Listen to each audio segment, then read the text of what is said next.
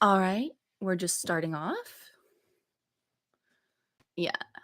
All right. Well, welcome to the podcast. If you're new, which I assume anyone listening to this is probably new because this is a new channel, my name's Carrie, and I'm going to do a little introduction of myself. I talk a lot on the channel. I do reviews of different things for, primarily plus size clothing brands, things for the gym, weightlifting, that sort of thing. That's a major part of my life that I do as a hobby right now. So it's something that I care a lot about. So, of course, it's going to be a topic I talk a lot about. I'm still battling a cold this week, so my voice is hanging in there by a thread, but I want to power through this because I think it's an important topic and I want to have my story out there. So if anyone ever finds my channel and is interested in my content, they kind of understand the perspective that I'm coming from. So I recently rewatched is a key phrase. I rewatched a video that I had first viewed probably a year ago, and I rewatched it this week, and it's by Greg Doucette, who I've mentioned previously on this channel. I think as a content creator on YouTube, he has a pretty large following, and that's a good thing.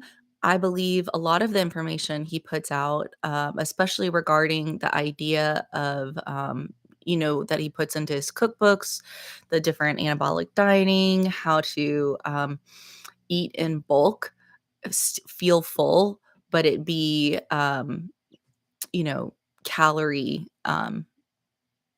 not calorie dense, the opposite of calorie dense. um, so that's good for, the people that are looking for some of the goals that he talks about on his channel. I think he has a lot of really great information. On the other hand, I think he sometimes puts out messages as an expert in his field that's very skewed because he's not thinking about a lot of other things. And one of the um, ideas that he mentions over and over again on his channel, and other folks do this too. It's not just him. In fact, I see it a lot in the weightlifting community, especially the bodybuilding community. This idea of calories in, calories out. And I'm not here to dispute certain, um, you know, I'm not here to dispute the fact that in the most simplistic of ways, that is, in a way, a somewhat true statement, right? Y what was it? It's the law of thermodynamics. As someone who's actually taken collegiate level, engineering, level thermodynamics classes, let me tell you right now, I had a grade depend on me knowing the law of thermodynamics. So, yes, I do understand it. We do all live in this physical world.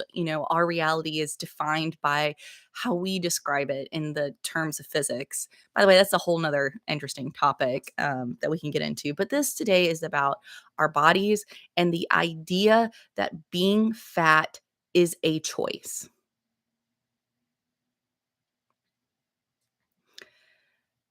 If being fat, the simple choice of being fat was just a choice, don't you think, given the pressures of society, the benefits that come along with, thin privilege, looking normal, just the fact of, only having to buy like one airplane ticket, for example, or being able to ride rides, all kinds of other benefits in life. If it really was just a very simple choice, don't you think there would be like no fat people in a society that doesn't value fat people? And I say that because if you look at employment statistics and if you look at hiring statistics, if you look at various, I mean, there's all kinds of data to back this up. But you can also just think about it in your own personal life, how people who are perceived to be overweight, obese, all of that, how they are viewed. I remember just a really simple story of being a waitress, a server at a restaurant. And I remember, when I first started it, I had older, more experienced servers kinda give me the rundown on, when you give service to a table and you're bringing them their meals and you're, doing all the things to get a tip, because again, you're making like $2 an hour, so you're surviving off of tip money. So you put your time and energy as a server into, serving the people, the tables that you think will give you the most money. And so there's the whole thing about basically prejudging people. And the service industry in general, you make money off of making generalities and predictions off of people. And it's very terrible because there's a lot of jobs that are like this. And when you prejudge people, you're literally trained to prejudge people. This is true in medicine. In medicine, um, it's actually considered standard of care to prejudge someone before they even open their mouth. You are supposed to, as a trained medical professional, be observing all the things about the person, before they even open their mouth to tell you why they're there, so to say. And it's true in the service industry, it's true in sales industry, it's true in a lot of industries. And yeah, if an overweight person, if an overweight family comes in, we prejudge them as servers. So I know just from that simple little example in life, you know, if you've never prejudged a person, I don't know who you are because it's almost built into us. And so sometimes we know now that that's, obviously stereotypes aren't true. We shouldn't prejudge people, but there's an implicit bias that's built into us in our decision making process. And so why would anyone, if it was a simple choice, choose to be prejudged off of their weight? Because usually you're being prejudged for a negative connotation if you're overweight, if you're an overweight person. So why would you choose to be prejudged, right? So let's get into this. Why is it a choice? Is it a choice? What are people really talking about? Um, 'Cause that's kind of what I'm pushing back and what I'm gonna explain with my story about it, because I think there's more of a nuance to it being a choice. I'm not saying that there is 0 responsibility, but I think for some folks, it's harder choices over a really long period of time, and I wanna be real with people about how you can make sustained decisions in your life to push past a barrier in your life. If you're someone who's very happy with the way you are in the world, your health is great, and you don't need to lose any weight, you don't want to lose any weight, be happy with what you are. If you're someone who is feeling this societal pressure, or maybe even an internal pressure, or maybe there's a medical challenge in your life and you really do need to lose weight, I'm going to talk from my perspective as someone who has had to make difficult choices, my story, and hopefully some tips and strategies for you that are real as someone who has had, weight challenges. I feel like sometimes it's easy to hear advice from some people and not others. Again, I'm going to get back to, I think, a really great YouTuber, Will Tennyson. He talks about this. I think he goes has many examples of ways to make sustainable, positive choices. He's also someone who benefited from some of the recipes from Greg Doucette's cookbook, which again, I think there's some really great recipes in that cookbook. I I think as a coach, he knows what he's talking about. I think when he talks about things that are outside his area of expertise, I think that's where it gets a little challenging, and I think it's good sometimes to stay in our lanes. Um, so this is gonna be my personal story, my personal experience, some things that help inspire me every day to make my life, a little different and to improve on my I don't wanna call it a weight loss journey because I think that's such a silly way of looking at it for me personally, but this is my path for, what goals I have set for myself in short term and long term in life. So when I was born, my mom was 34 years old. When I gave birth to my daughter, I was 35 years old. and I am a 38-year-old woman now. I just weighed myself, I was 241.6 pounds, and that's kind of like middle of the day. Some in the morning, I'm usually around 239. With water, there's a little bit of variation during the day, but that's about the weight that I am right now, currently. Um, but when I was born, I was 8 pounds even. Can you imagine? Like, I think about what 8 pounds is. That's literally like, it's just crazy how little 8-pound, Carrie was. Um, just to put that in perspective, my daughter, when I gave birth to her, she was, 7.5 pounds. In fact, just a little under 7.5 pounds. So it's kind of crazy to me because my mother was a very petite woman, whereas I'm a very tall, large woman. So sometimes it doesn't really matter what the size of the mother is, it matters what size of the infant is. That's actually a major predictor in utero. All of the stress, the strain, the hormones, the chemicals, and the environment that the mother's exposed to goes to the infant.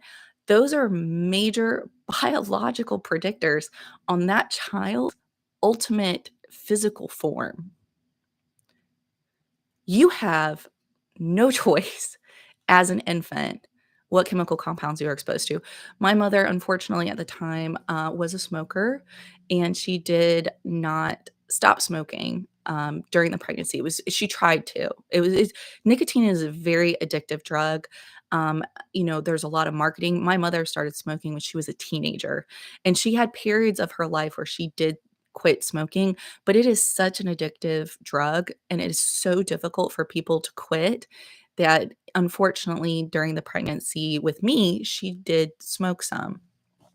So, I had no choice as a fetus developing my mother's womb being exposed to different compounds. And the area that I happened to grow up in my state, there was also issues with the water and chemical compounds coming from chemical plants that were just basically dumping it into the river and hoping through dispersion. The solution to pollution is dilution.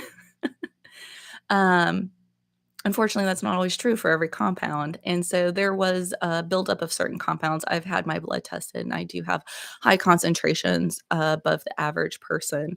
I won't get into that, but these are things that beyond genetics, beyond anything, there are chemical compounds in our world that have major influences on us and our biology and our development later in life. And it is a real thing, and it should be something that is accounted for. Okay, so we have our genetic baseline. We have then our biological baseline that's influenced by, the nutrition we get as a baby, as we're developing in the fetus, all the different chemical compounds, all of that happens. So at birth, theoretically, I was predicted to be quite a large person. I was predicted to be, 5'10" to, 6 foot tall, all of that. I had a lot of growth prediction. That did not end up happening. About middle school, is when things started to change for me. So, most of my life, I would say I was like a normal kid, normal to actually kind of skinny weight in life. And in middle school, that was still true. I had done gymnastics, I had done ballet, I played recreational basketball, I was a cheerleader, I did volleyball, I did a lot of different physical activities, and I never once thought about the food I was eating. I grew up in the American South, so calorie restriction really isn't a thing. I grew up with tons of sugar, candy, all kinds of what people would call bad foods, soul food, things like that. But I ate a lot of vegetables. I've been a person who's always loved a variety of foods, and I certainly grew up eating fruits and vegetables along with, snacks and, soda and tea, sweet tea, everything like that.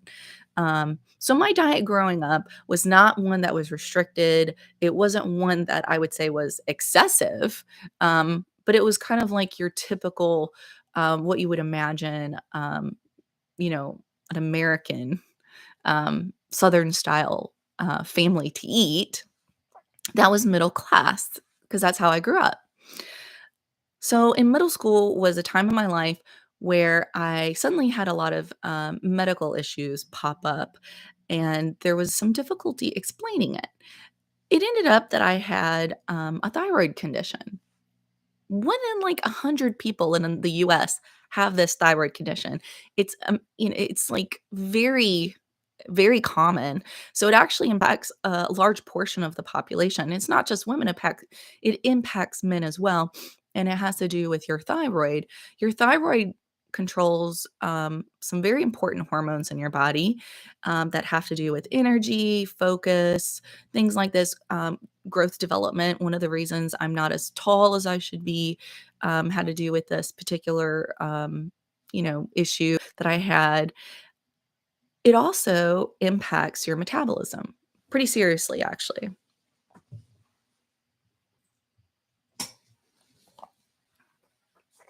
So if you've ever heard of this, you can always Google it, look it up. It's called Hashimoto's thyroiditis. And again, it's a very common condition. The good thing is, once I was finally diagnosed, which took a while, I was able to get on a medicine. And essentially, what it does is it helps supplement that hormone so that the thyroid doesn't have to work quite as hard because it can't quite produce enough.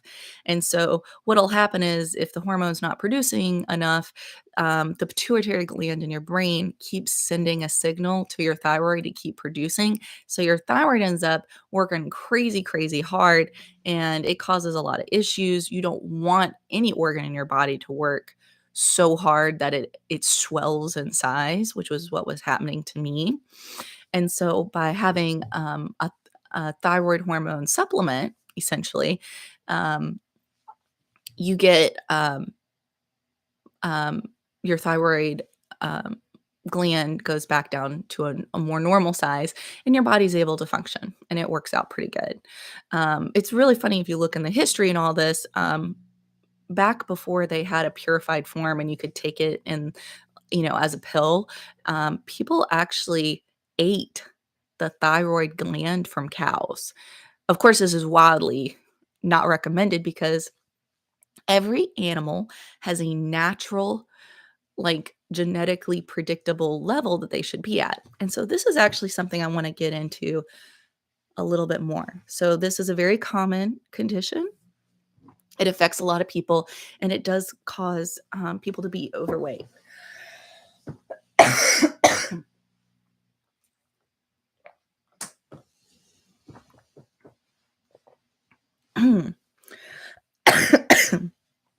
Oh man, this is gonna be a struggle, I already know. I might have to pause this for a second so I can cough for real. Let's see.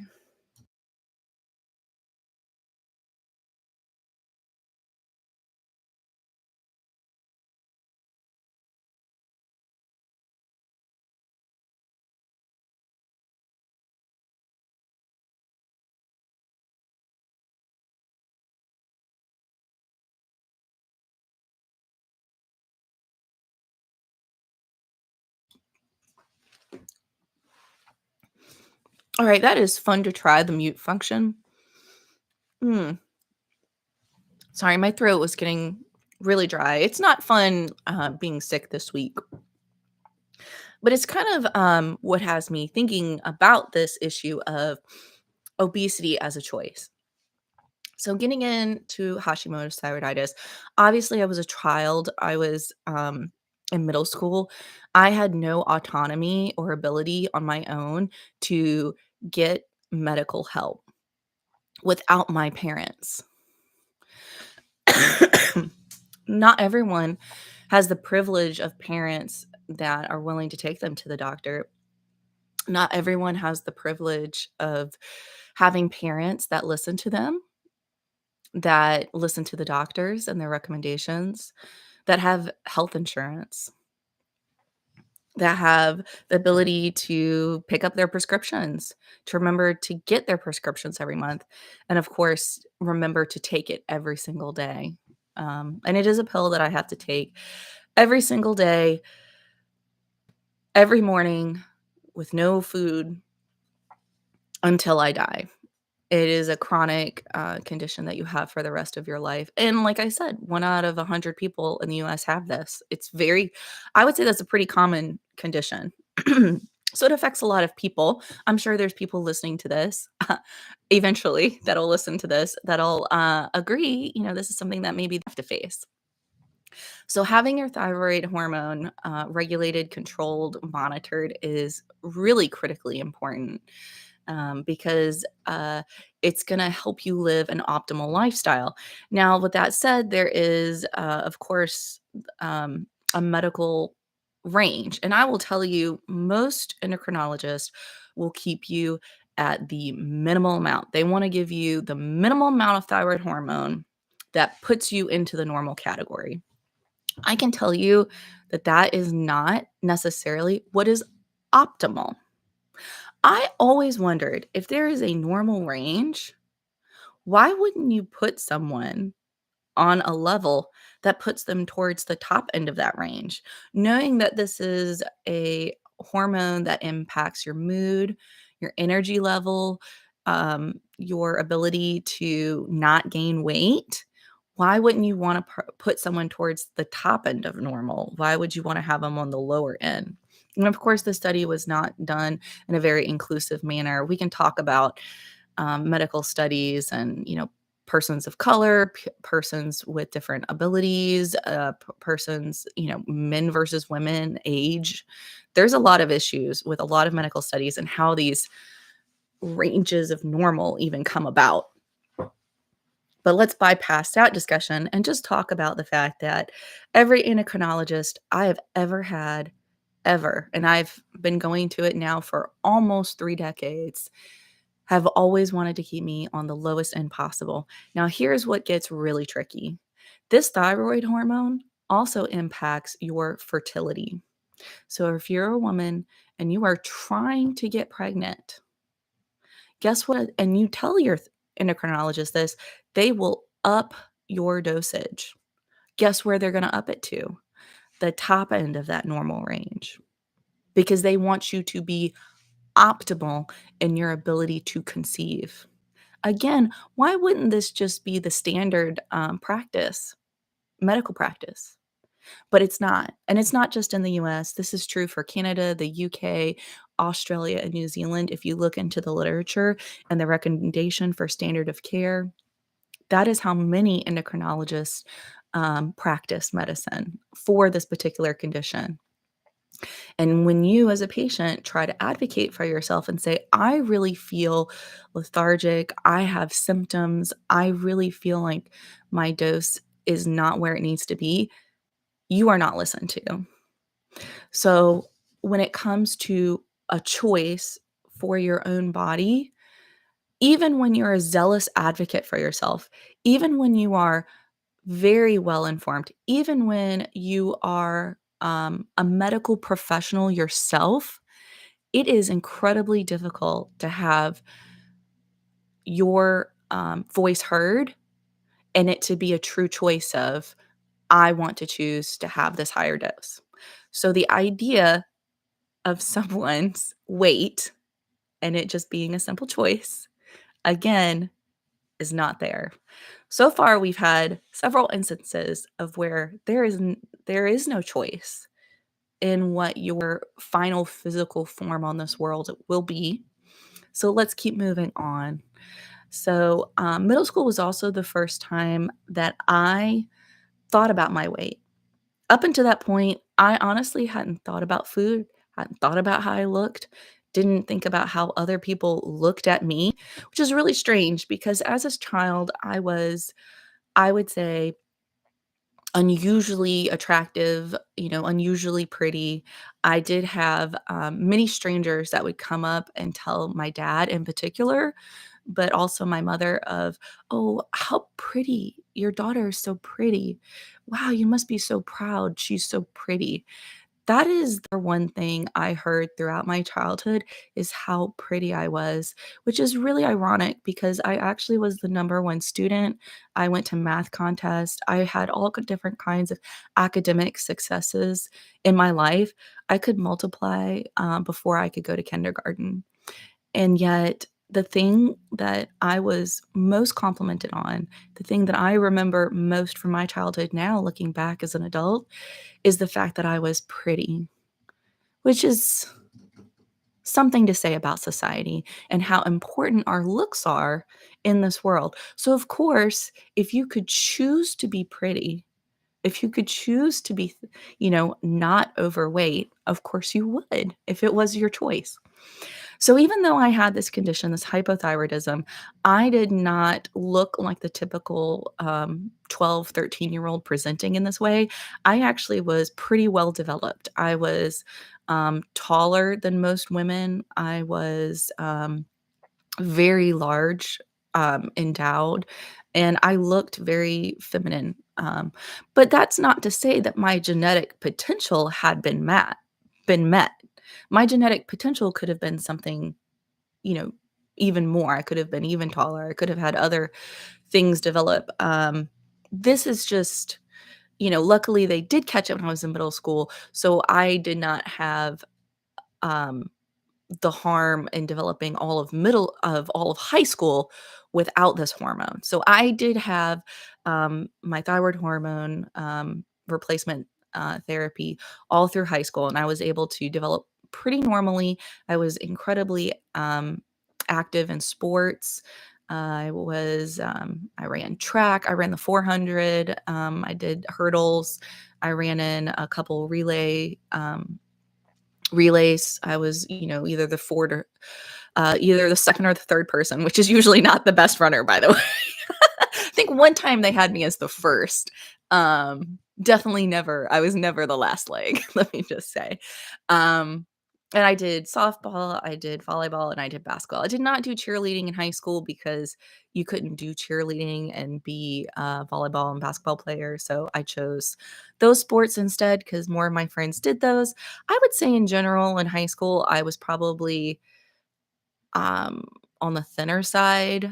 I mean, I've always had more of a butt and boobs, because that's just where my body naturally deposits more fat and also where I had a lot of muscle development.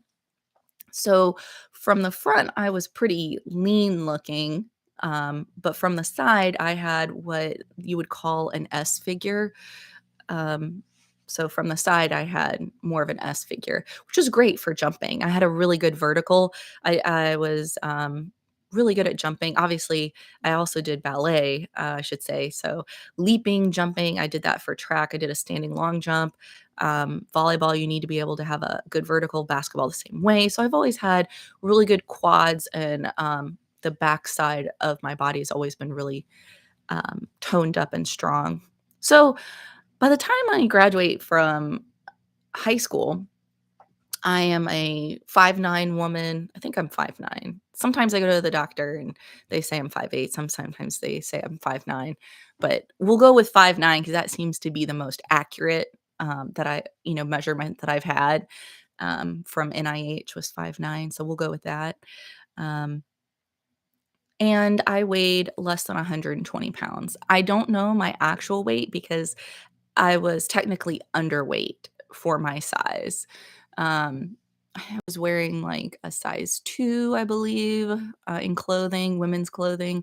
And this was around, the early 2000s when those low rise jeans were very popular. I can't remember. There was actually a time in fashion where your underwear, your thong, had to show above your pants for women. I always thought that was so odd. I didn't really particularly love that look on myself, but I know that it was super popular.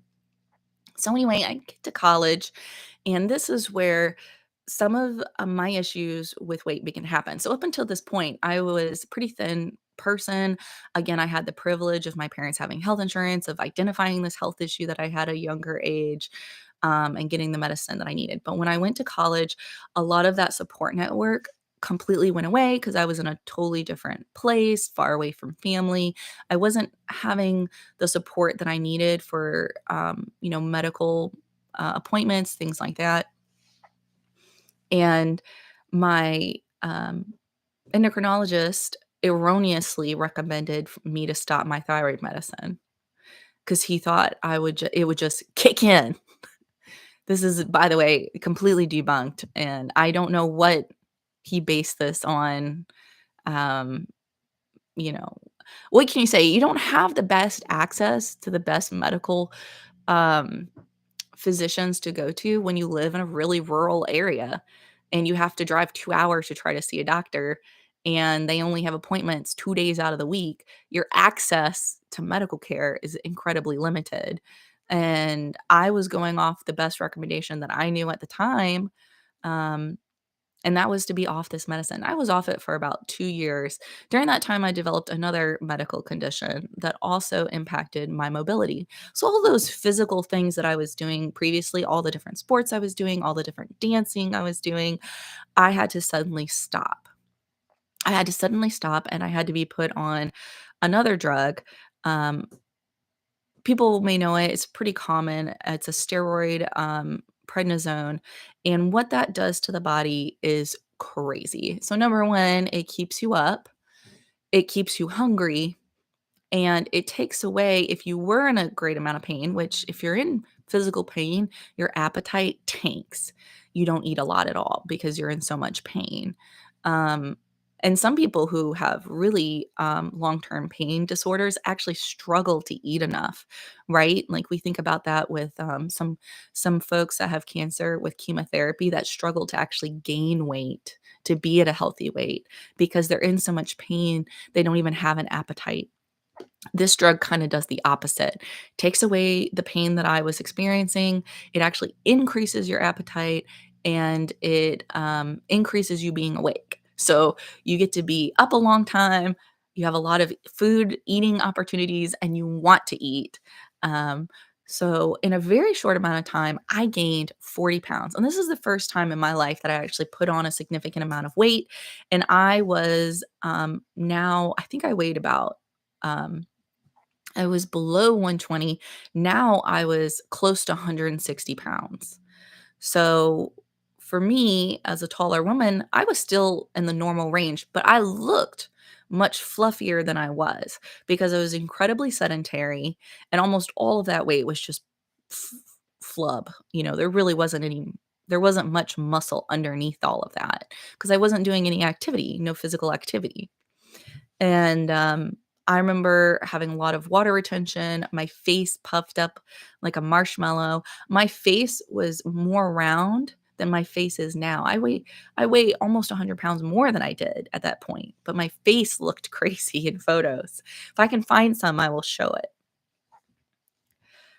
So this was my first experience. Now I did, since when you gain weight fast, it's often easy to lose weight fast. And I lost about 20 pounds, once I was off of that medicine, once I had a different protocol that I was on, I actually lost 20 pounds almost immediately.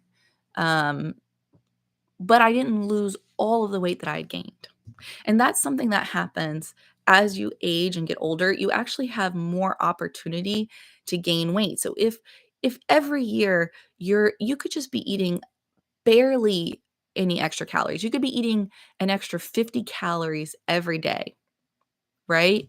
So if your normal maintenance, whatever it is, if you're just barely eating over that amount, you wouldn't even be able to necessarily perceive that you are eating more, that you're making a choice to eat more because it just happens naturally over time.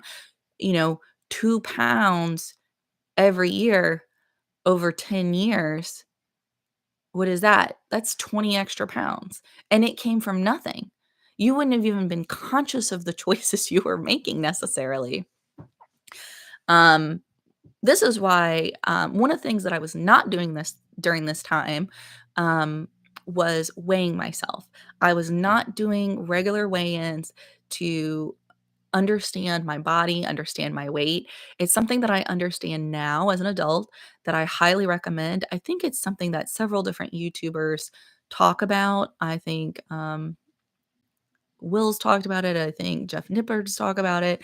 I think Greg maybe even talked about it. But giving yourself just weekly check-ins, just kind of understanding like, okay, did I do maintenance this week? Where am I? Because it's a lot easier to course correct a pound, 1 pound off or down then, oh my God, I'm suddenly 10 pounds, right? That's a lot more work to course correct. So that is something that I was not doing during this time in my life.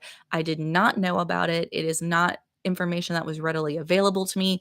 This was a time in the world where, yes, we had the internet, but the internet wasn't really a place of finding much useful, helpful information. Like this wasn't necessarily readily available at that time. And I was in college and as an engineer and pretty busy with life. And I worked two part-time jobs. Which is another thing I wanted to talk about, which is the choice. Um, so there is a privilege in life to be able to even have a choice of your diet. Now we can talk about having like financial privilege, right? You also have a time privilege. And there's also a knowledge privilege of the fact that what you're doing is a choice. And those were things that at this time in my life, I didn't have any of those as a privilege.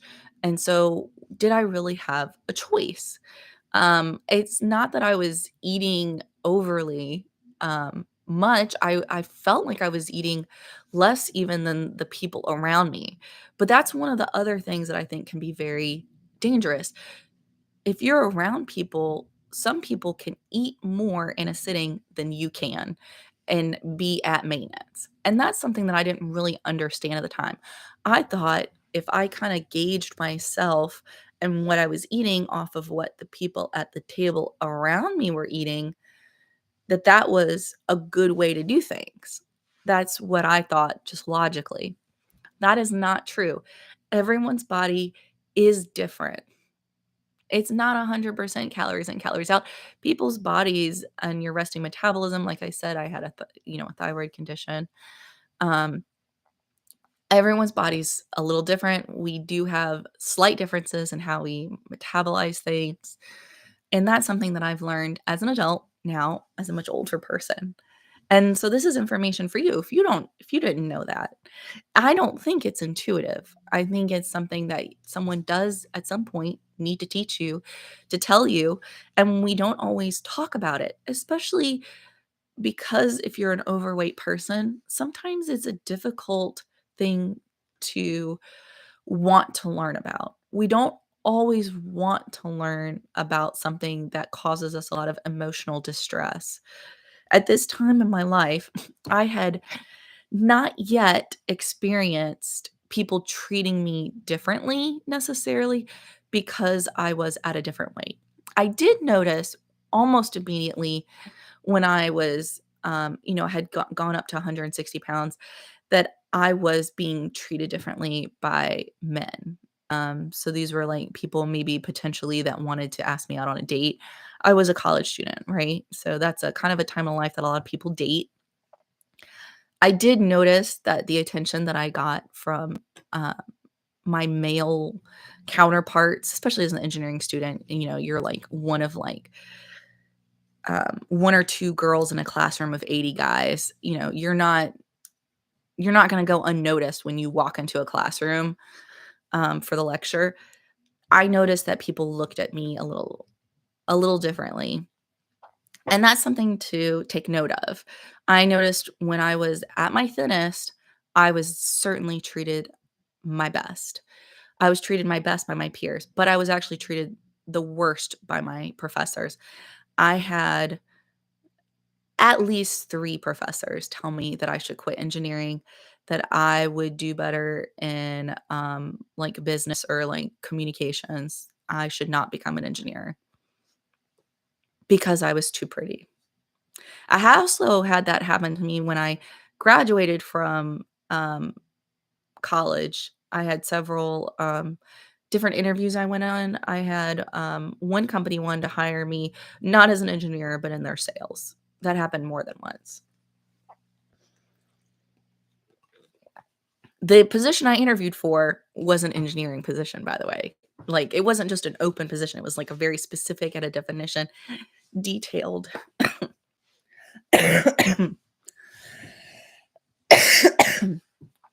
detailed instructions for what the job, duties were, so that was really fun. And just to give a little bit of perspective of, there are sometimes positives and negatives depending on how you look and present yourself in the world. Sometimes you're not taken as seriously, especially in the professional community, if you are too attractive. But there are certainly advantages to being an attractive person. And often being attractive is seen as being not fat. There's like a cutoff of where you can be like a certain weight as a woman and still be like very attractive. But once you cross like this magical threshold, which I feel like is when a woman from the side starts to have too much tummy. I feel like that's the cutoff. If your tummy sticks out more than your boobs do, for example, that's like there's this magical apparently cliff that you fall off of as far as being, traditionally attractive. I'm not saying no one will be attracted to you because I will tell you my personal experience in life is it doesn't matter what you weigh. There is someone out there, male, female, non-binary, that will be attracted to you physically, not just emotionally, not just because you're a nice person, that you're a kind person. I'm talking about just, from a very superficial, your body is attractive to them. So don't ever think that your body is unattractive no matter what kind of body you have, and that goes for men, women, because men struggle just as much with body dysmorphia issues as women do. Certainly, men that are overweight have a different experience of what that is like versus how women who are overweight. From my male friends that are or were overweight, the stories that they tell me is they actually get treated the worst. People that treat them is actually fellow men, and that's kind of mind-boggling, but makes sense. A lot of my female friends aren't necessarily unattracted to, men that are overweight. I personally, in my own life, I have found, more, I would say, lean guys, like very thin. What do you call them? Like walking beanstalks. I find that body type attractive. I find like teddy bear, I guess is a good way that they use it, but like very large, fluffy men, I find them also attractive, and pretty much everything in between. Like, I don't feel like that's the body type is as big a deal in my attraction towards men. It hasn't really been a thing. Um, I'm sure there are other people that have different feelings on that. I'm talking in generality, and I'm talking about myself and my own story. So for myself, in college, there were some ups and downs with my weight, but generally, I ended up graduating around 160 pounds. And I had started doing a little bit more physical activity in my daily routine.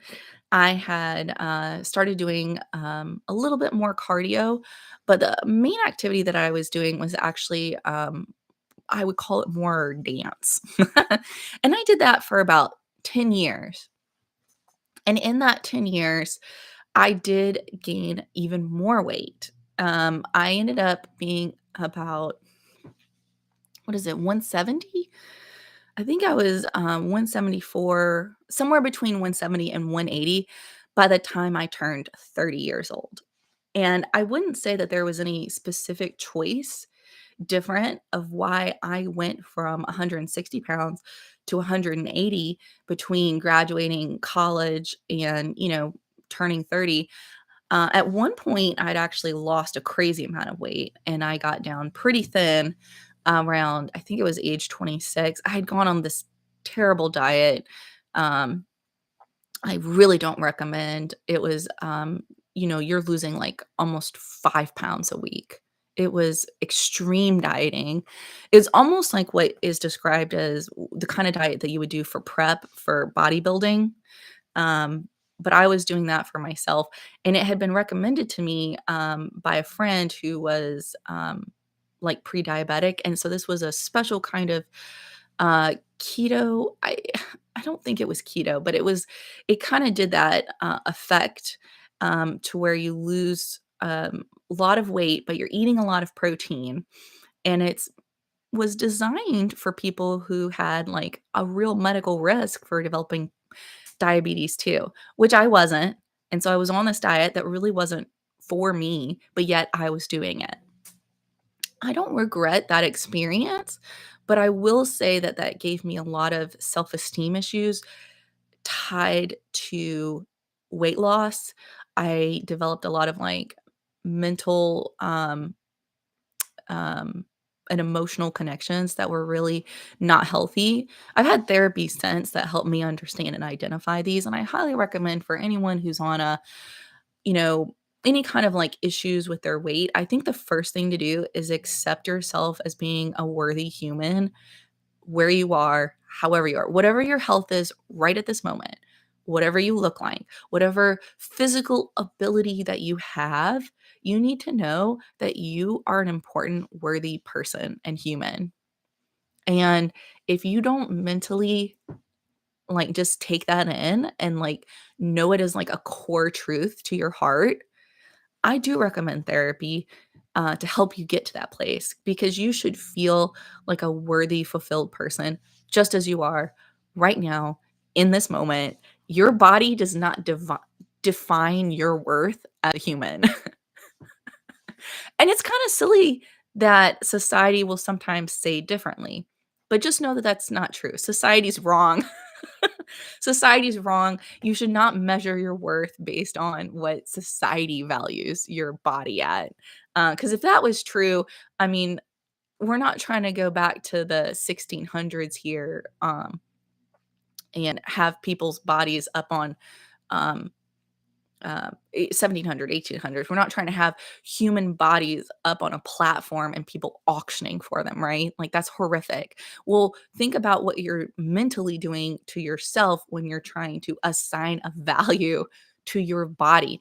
If you're not in a competition that is based on how your body looks, right? Like you're not a body, if you're not in a bodybuilding competition, for example, if you're not, on a Miss America pageant, if you're not going out and doing things, like, based on the way your body looks, like, the average person's not doing those things, you don't need to assign your self-worth to the way your body looks. I don't even think models and people who do bodybuilding should assign their self-worth to that. Um, there's a lot of things in life that are just predestined based on genetics. It doesn't matter how hard you work. Um, sometimes you need genetics plus hard work, right?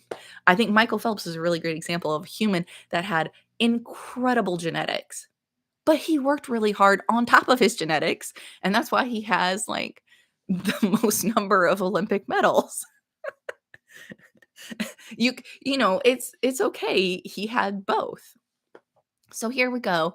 Um, I had this terrible diet experience, and so I mentally was not in a good place emotionally with how I connected with food. I was also in a really, unhealthy, relationship, partnership dynamic, romantic relationship at this time in my life, which is not a good thing, and even though I was choosing to be in that relationship, I was not choosing the emotional abuse that I was experiencing that was essentially fat shaming me.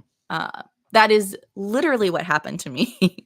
On a regular basis, I was told I was fat. I don't know if there was a day where I wasn't told that I needed to lose weight. I think that happened almost every single day.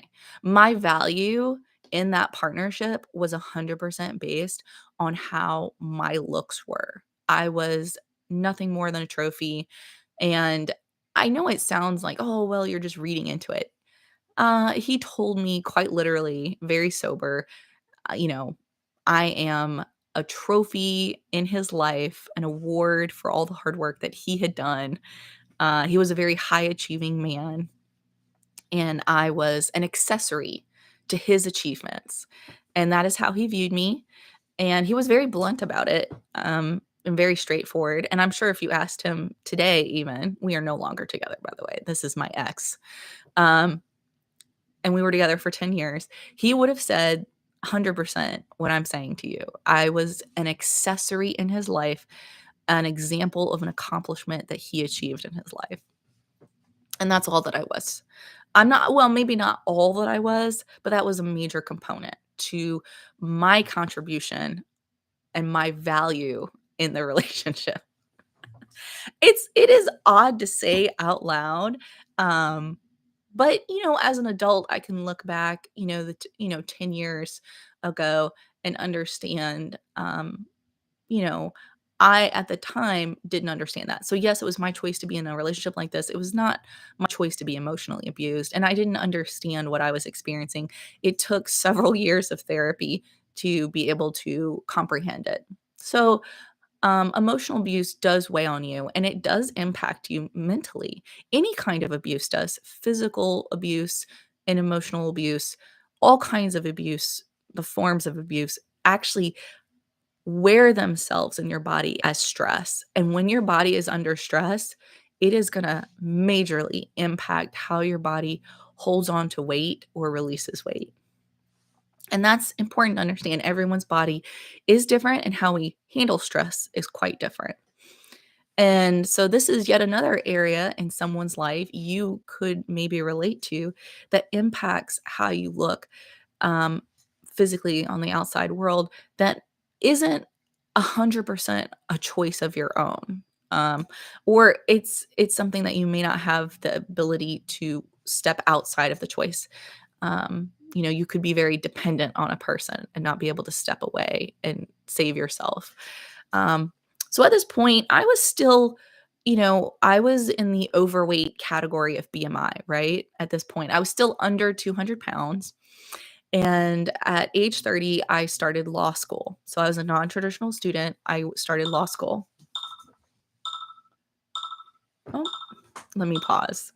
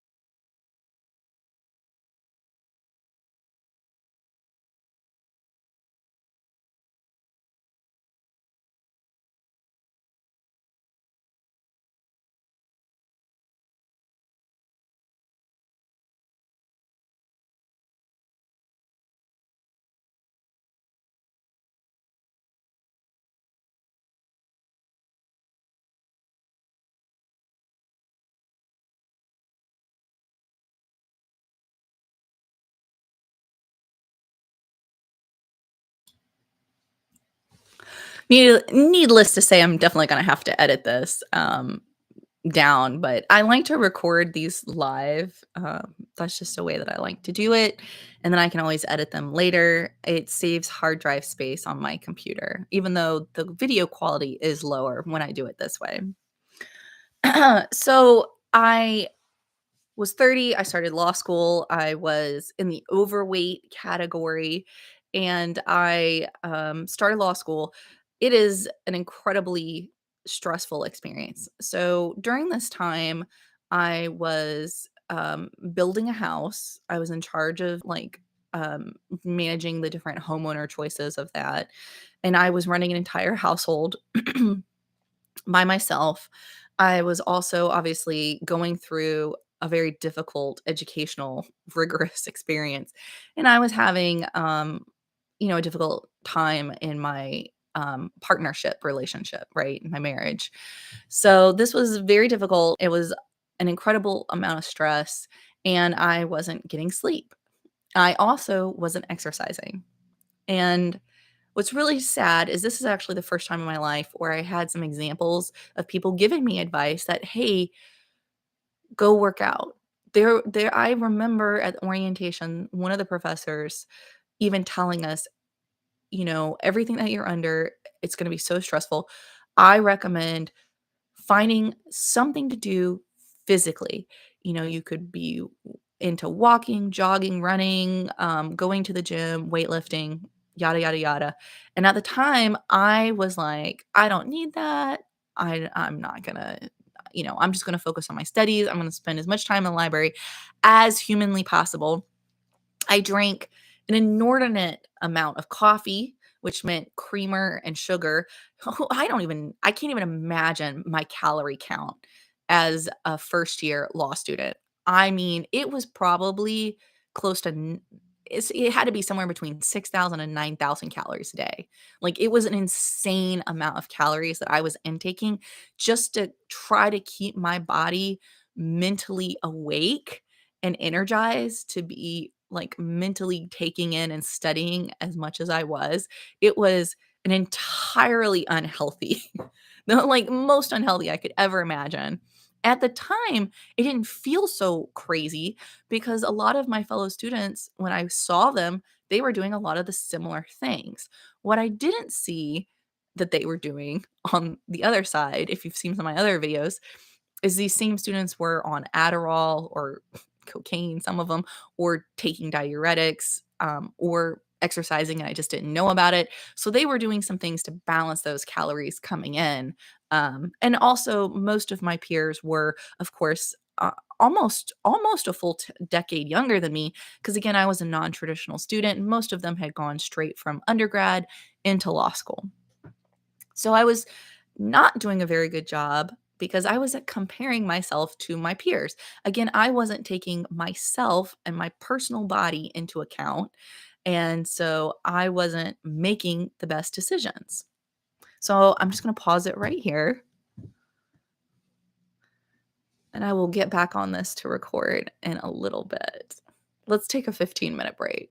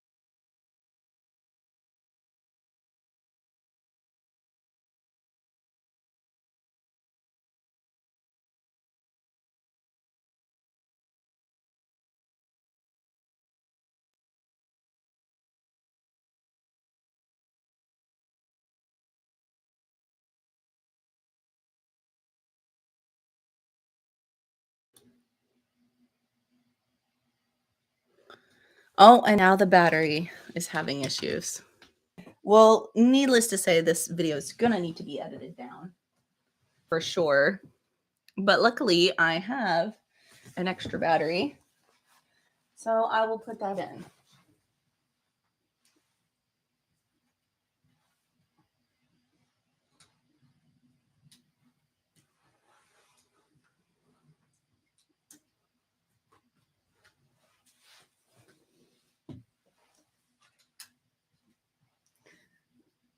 Video without audio, and now audio with now audio without video. What a day.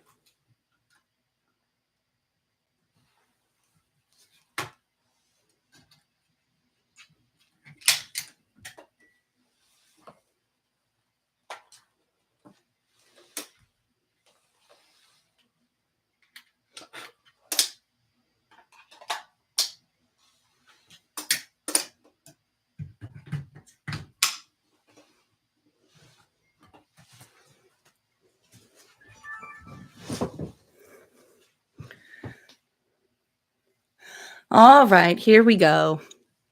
I'm gonna finish this video, and I'm definitely gonna have to cut down the live, edit it down just to make it make more sense.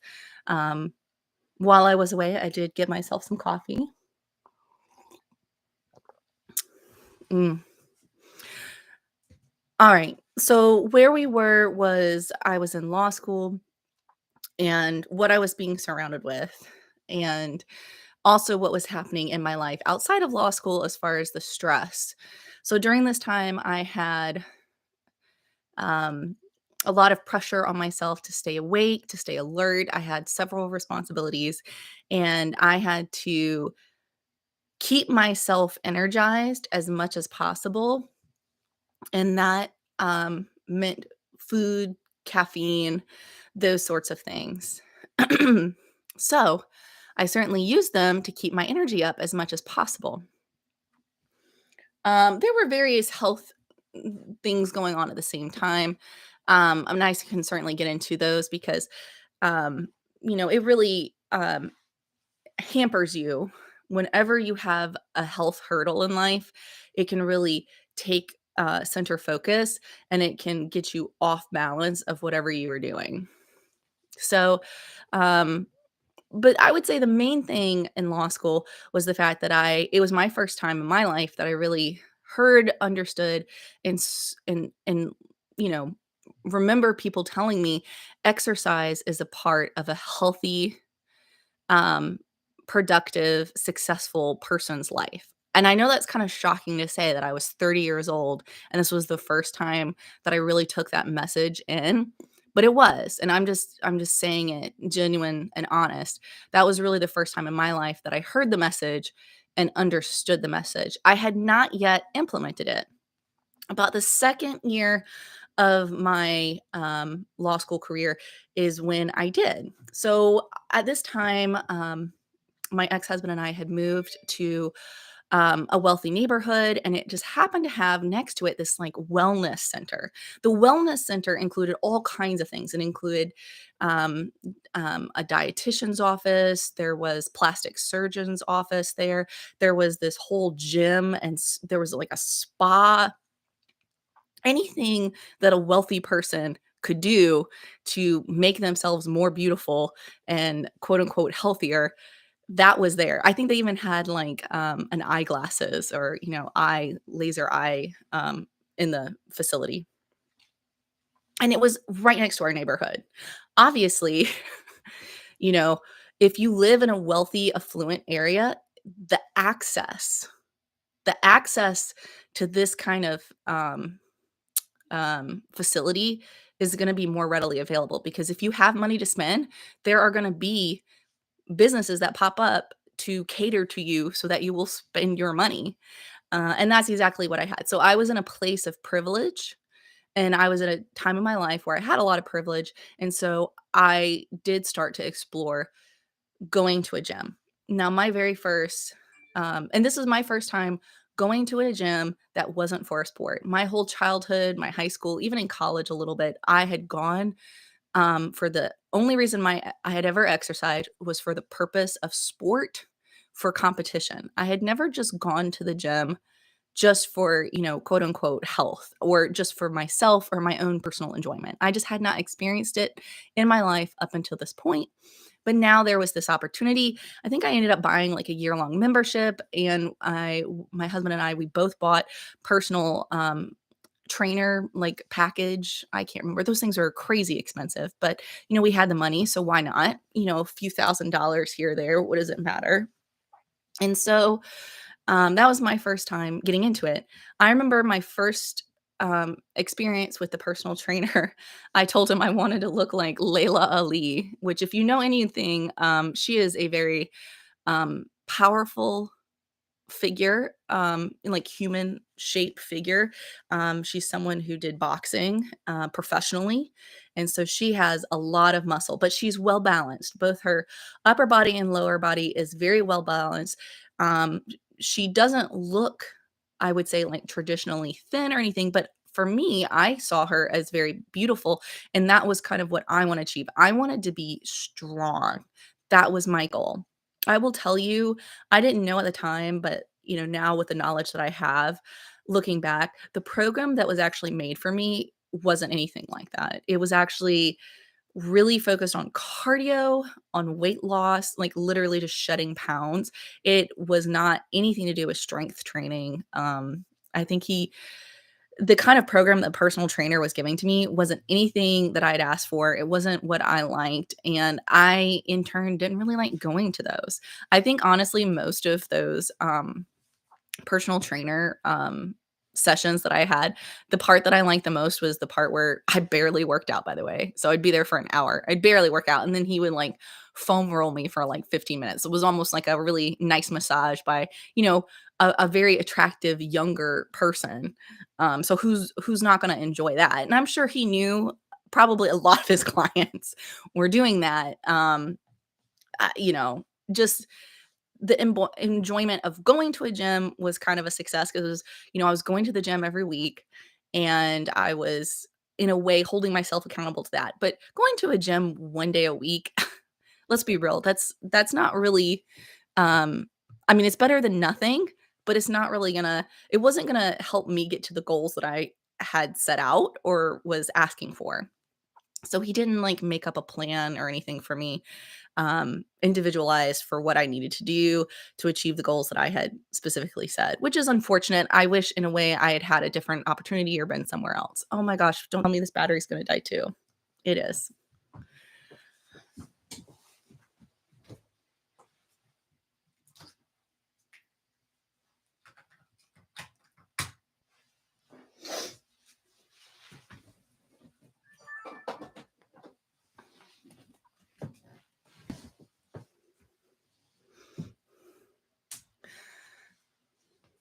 So I had a personal trainer. They did not design a program for me that was enjoyable or that I wanted. And so what I say in this is I made a choice to get into a gym, to think about, learn about my body and what I needed to do to achieve the goals that I had stated. But even though I made that choice and I had the privilege of time and money and, access to this, I was let down by the professional that I put my trust in. And I'm not saying that he was a bad person. I'm sure he had his own biases. He saw me as a woman who was, overweight, about borderline obese at that point, and he was giving me a program that he would have given any woman that became his client. He wasn't focused on individualizing the plan to what I would enjoy, what I would like, what would keep me motivated to go in every day. At the end of the day, you need to be self-motivated, but self-motivation only works up until a point. It's so important to educate yourself, and I thought that by seeking this professional and trusting them that I was doing that, and I was wrong. And sometimes it takes that learning experience. If I had known then what I would know now, and hopefully maybe you can learn from this mistake, is to find a personal trainer. If you're going to put that money into it, find someone who really listens to you and really wants to create a program for you, individualized to you, because that's what you're paying the thousands of dollars for, right? That they are gonna help you to achieve the goals you set, not just their own goal they maybe wanted to create for you. Part of the dynamic that I was having at the time is that I was married, and this personal trainer was also my husband's personal trainer, and my husband was the one paying all the bills. So his client really, in a way, he didn't. This personal trainer didn't see me as the client. The client was my ex husband, and he was super focused on me being this statuesque Barbie doll, right? Because I was a trophy. And I say that in a very genuine sense because I mentioned earlier this facility had a plastic surgeon and a spa and all of that. And we had gone to this, like, I'm going to call it like a rich person mixer, but essentially it was like a fancy event. You get dressed up, you go. And a lot of husbands and wives from my neighborhood went over to it. We were some of the youngest people there just because, we were just not everyone has that level of money, that young in life, but we were very privileged at the time. I know that I was in a privileged place to have this access. And so that's why I'm talking about it because I feel like a lot of people don't understand that to have this amount of access to these kind of resources takes quite a bit of money. And having that level of money to be in the top 1% is quite a bit of a privilege. So, um, we were talking with one of the plastic surgeons there, and this is a very casual, I mean, literally, there's, like, drinks, cocktails, food, they're giving, like, freebie wellness vitamins, I think, and, like, different skincare products, and they were, like, selling packages for, different laser treatments that you could get, and so one of them was this laser cool sculpting. It is, like, I think right when cool sculpting first came out, and so my husband and I were standing there, and so the plastic surgeon was there, and I guess he is, like, a part of this in some way, I'm not 100% sure, but he was talking about it, and so my husband asked about cool sculpting because he knew it was a non-invasive procedure, and, again, he was asking in relation to my body, okay? And so he was asking about the cool sculpting in relation to me, and here the, fellow medical professional, my ex-husband, by the way, was, a physician, and so sometimes when doctors are together, even though they're talking about their children or their spouse's health, they'll just talk to each other. So that is a common thing. Didn't send red flags to me at the time. But now later looking back, it does because they were talking about my body and modifying my body and not including me in the conversation, which I would just want to say if this isn't anything you've ever experienced, please, please um, think about that and how crazy a situation that is. Um, yeah, so that's what was going on. So they were asking about school sculpting, and the physician looked over at me. The person who had the plastics experience was looking at my body, and he said, cool sculpting really isn't for you. I was way over the BMI that it would help. Where I had my fat deposit, which at the time my husband was most upset about the extra weight I carried on my back and on my stomach area, and so he said that's really something that would be better addressed using liposuction treatment because that's quite a bit of fat. So, I mean, you're not going to get that kind of result that you're looking for with just cool sculpting. And that's true. Absolutely. I don't, by the way, um, I have no opinion if someone wants to have either of those procedures. If you want to have cool sculpting, it's your body. If you choose to get liposuction, it is your body. You do with your body what you want to do for yourself. I am not someone in any way, shape, or form to discourage anyone from getting any kind of plastics procedure that they want to have done to their body. I I have not had anything done to my body. I have not even had Botox. That's just been my choice for myself.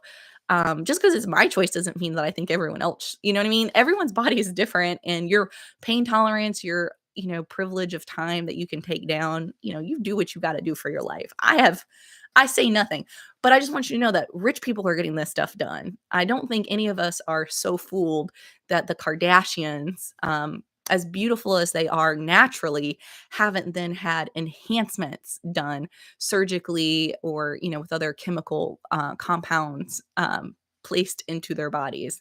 And that's okay, that's their choice. But it is a privilege, and it is a privilege of having that wealth and access of time to have that done. Um, so here I was, a person who wasn't getting the help that I needed from or requesting or paying for from my personal trainer because my personal trainer was focused on making my ex-husband happy. So the program that he created for me was not the program that I wanted, and so I was having difficulty following it. Um, And that's a tough place to be, because I thought I was making a choice, a positive choice in my life, but it ended up not being a positive choice. And the issues that I was dealing with outside of school and with my own health, with the relationship that I was experiencing, I did end up leaving my ex husband because I won't get into the details. But if you can imagine, he was being emotionally abusive. There were other things happening on top of that, and that's maybe a topic for another day. I really don't wanna trigger anyone in this personal video about it. I wanna focus on how sometimes things happen in life that impact the options that we have. So if we have choice and we want people to have as much choice as possible, there are things that can limit the choices before us. And so I went through divorce as I was graduating from law school and studying for the bar exam, which is just a very stressful time. And this is where another time period happened to me. So I was in my early 30s. I was not. At the time, I thought I was getting very old. Now I look back and I think I was so young. um, but it was a tough time for me. At this point, I had put on a lot of weight. I suddenly lost it and then I gained it right back again. And that happens because once you um, create a fat cell in your body, it takes a certain level of calories to create the fat cell.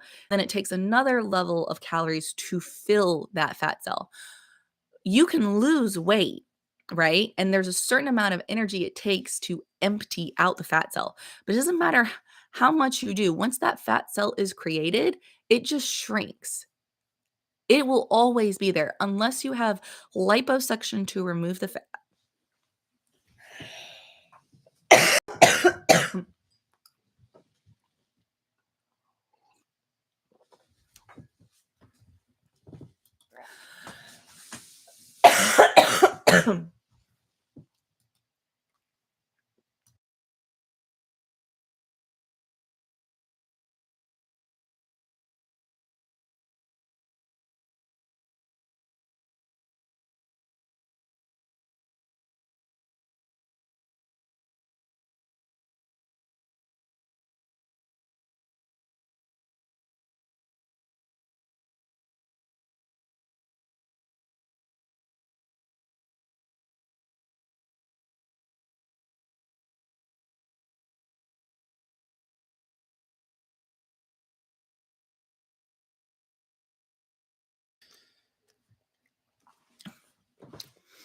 Man, I would definitely never do a live like this if I actually had people that follow me or actually watch these. Wow. I am had to cough so much right then. Okay. So talking about fat cells. So it takes more calories to initially create the fat cell and fill it. And then you can lose and shrink that fat cell down, and there's a certain amount of calories that'll do that. But here's where it gets really hard. Once you've ever weighed a certain amount, it is so easy to just refill or regain that weight because the fat cell is already created. Now you only need enough. You don't have to eat the calories to make the fat cell. Now you just have to eat the smaller amount of calories to fill up that fat cell. Okay. So it takes quite a bit of calories to actually create. But once it's created, no matter if you lose weight, it's just so much easier to fill it back up again, unless you have fat cells removed using liposuction or with laser treatment. Well, some laser treatments will actually destroy the fat cells completely. And so this is something that the average person doesn't have access or can pay for, the surgical or plastic, solutions using lasers and, liposuction. So, if you've ever been fat in your life, if you've ever been a certain weight, let's say you've been 240 pounds, 280 pounds, 286 pounds was the most I ever weighed individually. It is so much easier for me to go back up to 286 because I, at one point, was 286 pounds. And that is the truth. And I feel like not enough people say this honestly. A lot of folks that are trying to sell you, um, you know, personal trainers selling you a program. It could be people on the internet trying to sell you a product of whatever kind. At the end of the day, let's be honest with people about it. Once you've been a certain weight, every single day after that is going to be a struggle to weigh less, because now that you've gotten to that weight, your body wants to get back up there. And that's just naturally how it is now that those cells have been created. So I just want to be honest and straightforward with that. It's kind of like I would compare it to anyone who's ever had like a gambling addiction or has dealt with alcoholism. Once you've had that in your life, you're always going to think about it. My mom stopped smoking, for example, and I'm so proud of her for doing that. That is a difficult thing, and she's never smoked again. She quit cold turkey, and it's been 3 decades now, and she's never smoked again. But she thinks about it every single day because she tells me, when I've asked her about it, about the quitting, she said, "I still think about it every day. If they ever came out with a cigarette that didn't cause cancer or hurt other people and cause, the people around her cancer," she said she would just start doing it right again.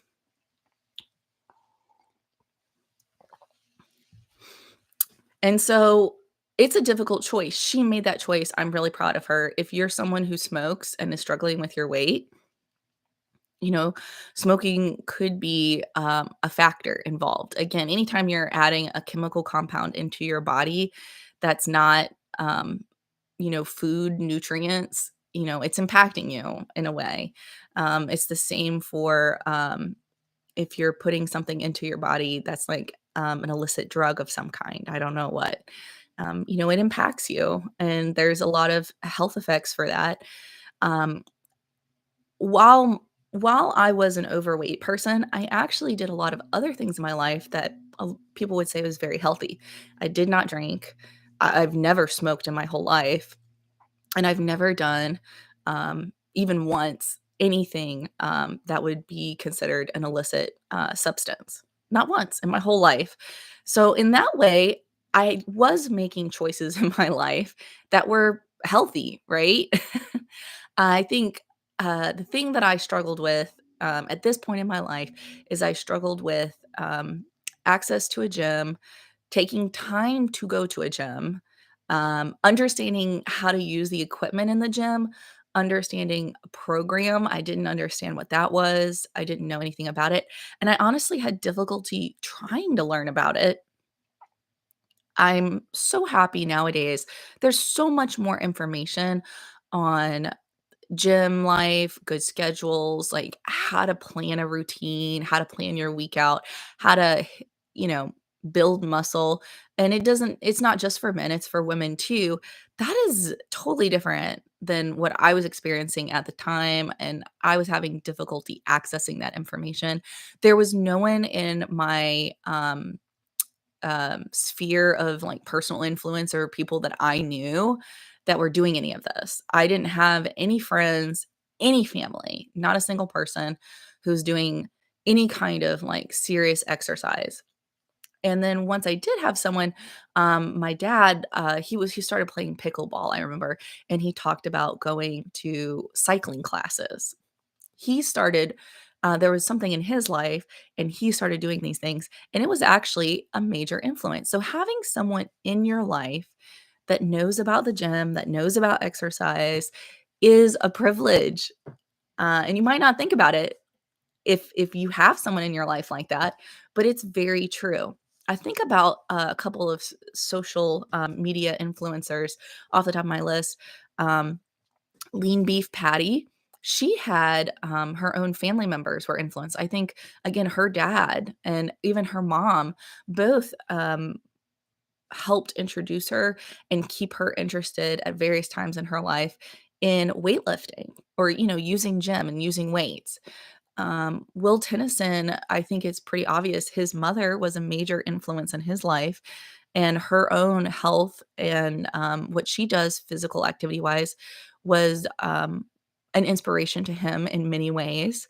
I think his dad is also, was someone who was very athletic and active. So it's important to have people in your life. It's such a big thing.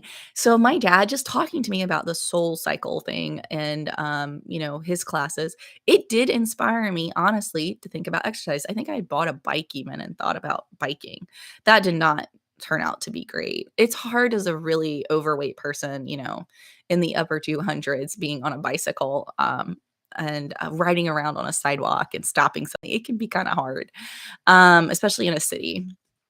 But I did, seek out, a gym, and I started going to Zumba classes. I was really into Zumba, I'm not gonna lie.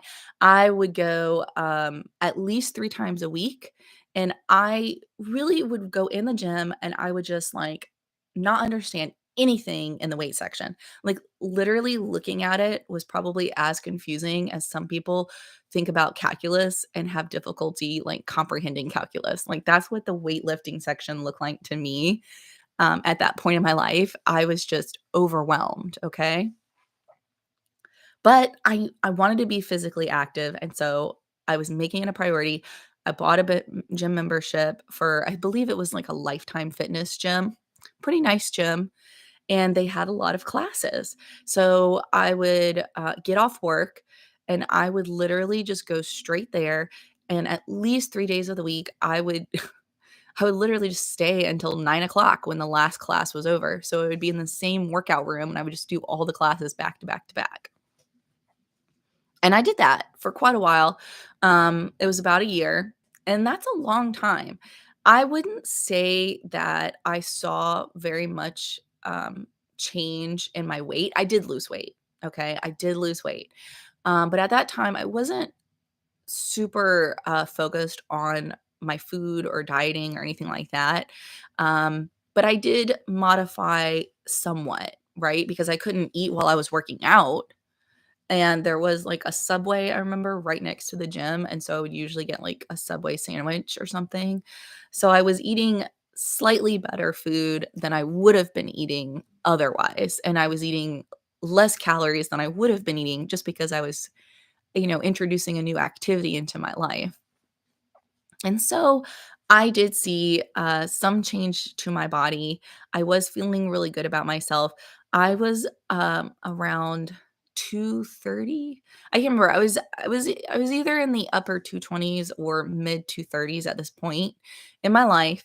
And and I wanted to keep losing weight because at this point in my life, I had decided that I wanted to start a family. I was alone, I was single, but I wanted to have a baby. And so you can, make that choice for yourself. If you are able, you can seek out what's called a reproductive endocrinologist. A lot of times there's family planning clinics. It's not called family planning. It's like reproductive technologies, they'll have all those kind of names. But the physician that you'll see, if you have access to that, again, it's a privilege to be able to access reproductive technology, artificial reproductive um I wouldn't call it enhancement, but this is kind of like a luxury in life is being able to reproduce on your own without other people, right? So, this time in my life, I had looked into my hormones. I was getting tested for things that I didn't even know I could get tested for. These are all things that I was learning about. And it's really good to seek out that education about your body. I am sad that I waited so late in my life to learn about things. I was 34 years old before I learned about all these different things with my hormones. I didn't understand any of that before, even though I had had quite a bit of education. I knew a lot about medicine actually because I helped and read some of the books that my ex-husband had at the time. So I you would think from an academic perspective I would know things, but I didn't because it wasn't a specialty. Unless you're in it, unless it's your specialty, you don't know it. So just because you have a friend who's a physician or a nurse or something like that, unless they literally work in the office or, are a reproductive endocrinologist, I'm gonna go ahead and say you can't trust their opinion.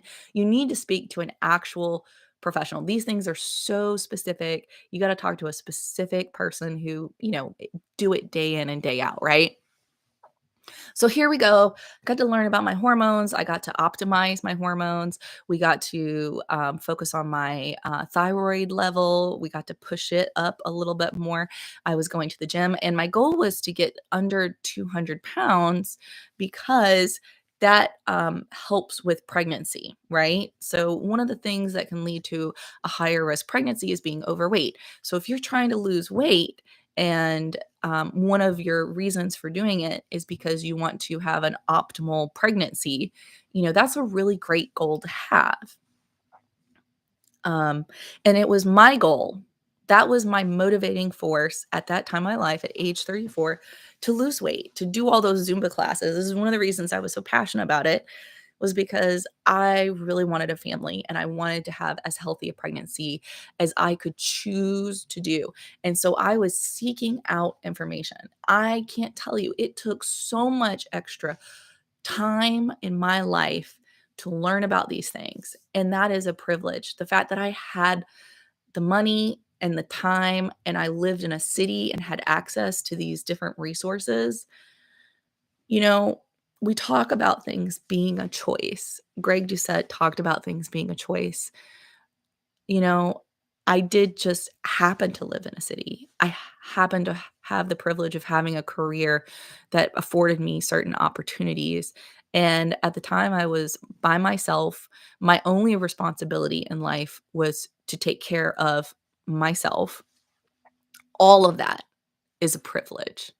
100%. And it gave me the opportunity to focus on going to the gym, and that's what I did. And then I was pregnant very early on in the trying. I ended up not being under 200 pounds. And so I started my pregnancy out in the obese category. And I went through my pregnancy on my own, by myself, and that is a difficult thing. It was emotionally quite difficult. Again, I had a very normal pregnancy. They did all kinds of testing on me because I was considered advanced age, so I was a geriatric patient in the pregnancy, OBGYN, physician that you see. Um, but then again, a lot of women are geriatric nowadays, over 35, having babies. So luckily, my physician was familiar with it and she didn't stigmatize it.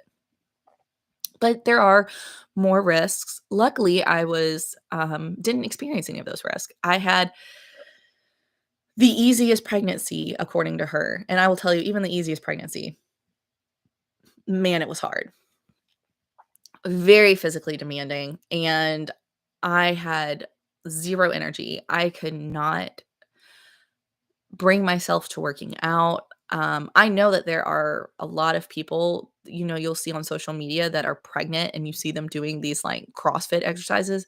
And I can't tell you how much I am just stunned by it and how incredible those women are because I could never. I was throwing up. If I wasn't trying to work full time, because of course I had to support myself, I was puking. And so at the beginning of my pregnancy, I actually lost weight, which was still okay. I didn't lose more than 10 pounds. So my physician wasn't too concerned because I was so obese. So she didn't think it was so bad, but she did tell me that she did not want me to gain more than 15 pounds during my pregnancy. Even in the obese category, my OBGYN said it would still be normal for me to gain 15 pounds. Just to put it into perspective, if you're someone far under that and you're thinking, during your pregnancy, you need to lose weight, find another OBGYN. Is all I can say to that. You do not need to lose weight while you're pregnant. You should be focusing on getting all the nutrition you can. I really struggled to get enough protein in. That's actually when I discovered Ghost um, Nutrients Lifestyle, Ghost Lifestyle products. I started using their protein powders. It was one of the very few ones that I didn't just throw up after, with all the pregnancy hormones. It causes you to be just nauseous all the time. You're just constantly struggling to keep food down. And I really needed that protein to help feed my baby and, the growing fetus inside me. And I took vitamins. I had to take iron, which was really tough to literally swallow because that just wants to come right back up. So all of this is to say that at the beginning of my pregnancy, I actually struggled to get enough nutrition. By the end of it, in my third trimester, wow, the uh, the like mental hormones, something happens where you are just hungry all the time.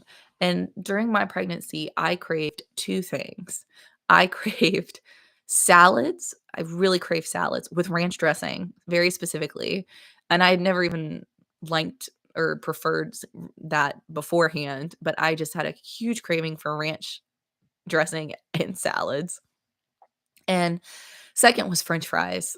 Those were two very clear food cravings I had during my pregnancy. And it's normal to have food cravings during your pregnancy. It's usually your body telling you need something. I needed more greens. I needed more carbs. That's what the body ultimately was telling me. At the time, I should have been choosing things that weren't French fries necessarily. The ranch dressing and salads, in moderation. That's fine, but I probably should have been eating more spinach, some other things like that. Collard greens, different kinds of green leafy vegetables was probably what I needed to eat the most of. Um, and your body tells you what it wants a lot of times. It's kind of intuitive eating. It's not really for someone who's a novice trying to just learn how to eat food, though. I feel like intuitive eating is more for advanced people who really understand, their maintenance, what macronutrients they need for their bodies and the activities that they are doing on a daily basis. I was not at that point. So I did gain weight in my pregnancy. I gained more than 15 pounds. Like I said, I got up to 286 pounds, which is quite large for a female. Even though I'm tall, 286 pounds is quite a lot on any human. And, a lot of that was obviously the fluid. As a pregnant person, you have extra blood and you do have some extra amniotic fluid and whatnot. But a lot of that was just me. I was overweight. I can't blame it on my 7.5 pound baby, right? So when I delivered my daughter, that was that was in November. And then I immediately went on, um, you know, um, a time off work um, to heal from my physical, giving birth is a physical wound. And you have to heal from that physically. And then you're also supposed to be emotionally bonding with your new baby. It's important for the baby, it's important for the mother. And I had also at the time chosen to breastfeed. So, being a breastfeeding woman has a lot of nutrient requirements. And my OBGYN at the time did not recommend me to even think about losing weight. I needed to focus on eating enough calories in the day to produce milk. I actually struggled those first 3 months after birth to eat enough in a day. I really struggled just to eat enough, because I was so tired and I was doing everything on my own. If you've ever heard of anyone talk about taking care of an infant, you'll know that there's very little sleep and it's just physically very demanding. So, I was able to get through those, um 8 weeks of my life, and honestly, I don't know how I did it. I had 8 weeks of maternity leave. I was very thankful and grateful to even have those 8 weeks. I was one of the first recipients at my place of work, to even have that privilege because it had just been a policy change right before I found out I was pregnant. So I was one of the very first people to benefit from it. I didn't even know I was gonna get it.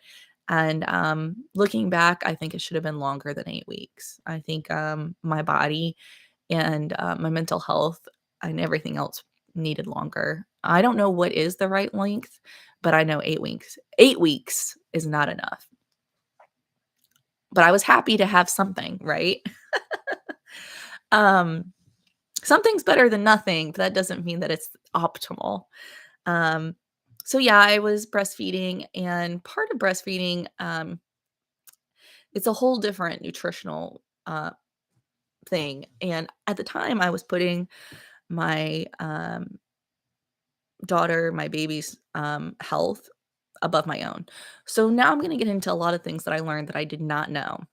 So these are all the things that I didn't know that are choices that are being made for you that you don't even know about because you probably don't know about it unless you've had a baby or read a book or educated yourself on it, and even then, maybe you don't know all the details. So I'm gonna give you all of the, um, information that I learned, which is to say, breastfeeding a child leads to a significant impact on that child's ultimate growth and especially their nutritional choices in life. Whether your mother, caregiver, whoever chose to breastfeed you versus give you formula. I was a formula fed baby myself. At the time, that's what my mother was told was the best. Um, but when I was in the same situation with a newborn, I chose to breastfeed because I had done quite a bit of research and had learned from reading the different development books that had been given to me, which I actually read. Breastfeeding was optimal and it actually impacts the gut biome of that newborn human. It impacts, satiation, there's a lot of things about breastfeeding that still is not 100% understood, but studies make it very clear that breastfed babies have are less likely to be obese as an adult. They're more likely to eat intuitively in a healthy way throughout their childhood and their development. And there's a lot of other benefits, like I said, with the gut biome and so forth. I did not know any of that. That is a choice that your family made for you when you were just a baby, that you had no say over, that has quite a bit of impact in your life, especially your later life. So, again, there's a lot of choices and decisions that go into a person's biology from the moment of conception, inside the womb, even all the way, every stage of your development and into adulthood. We're still making decisions every day that impact our ongoing health. But we can be set up sometimes to have a more difficult path because of things like that.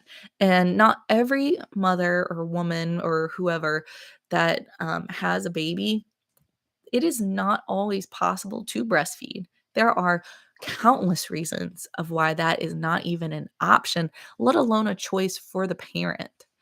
Um, so I just want to point out yet again another thing that can impact your life, um, that impacts your weight and especially your ability to develop and become in a different way. I'm sure it can impact all kinds of stuff.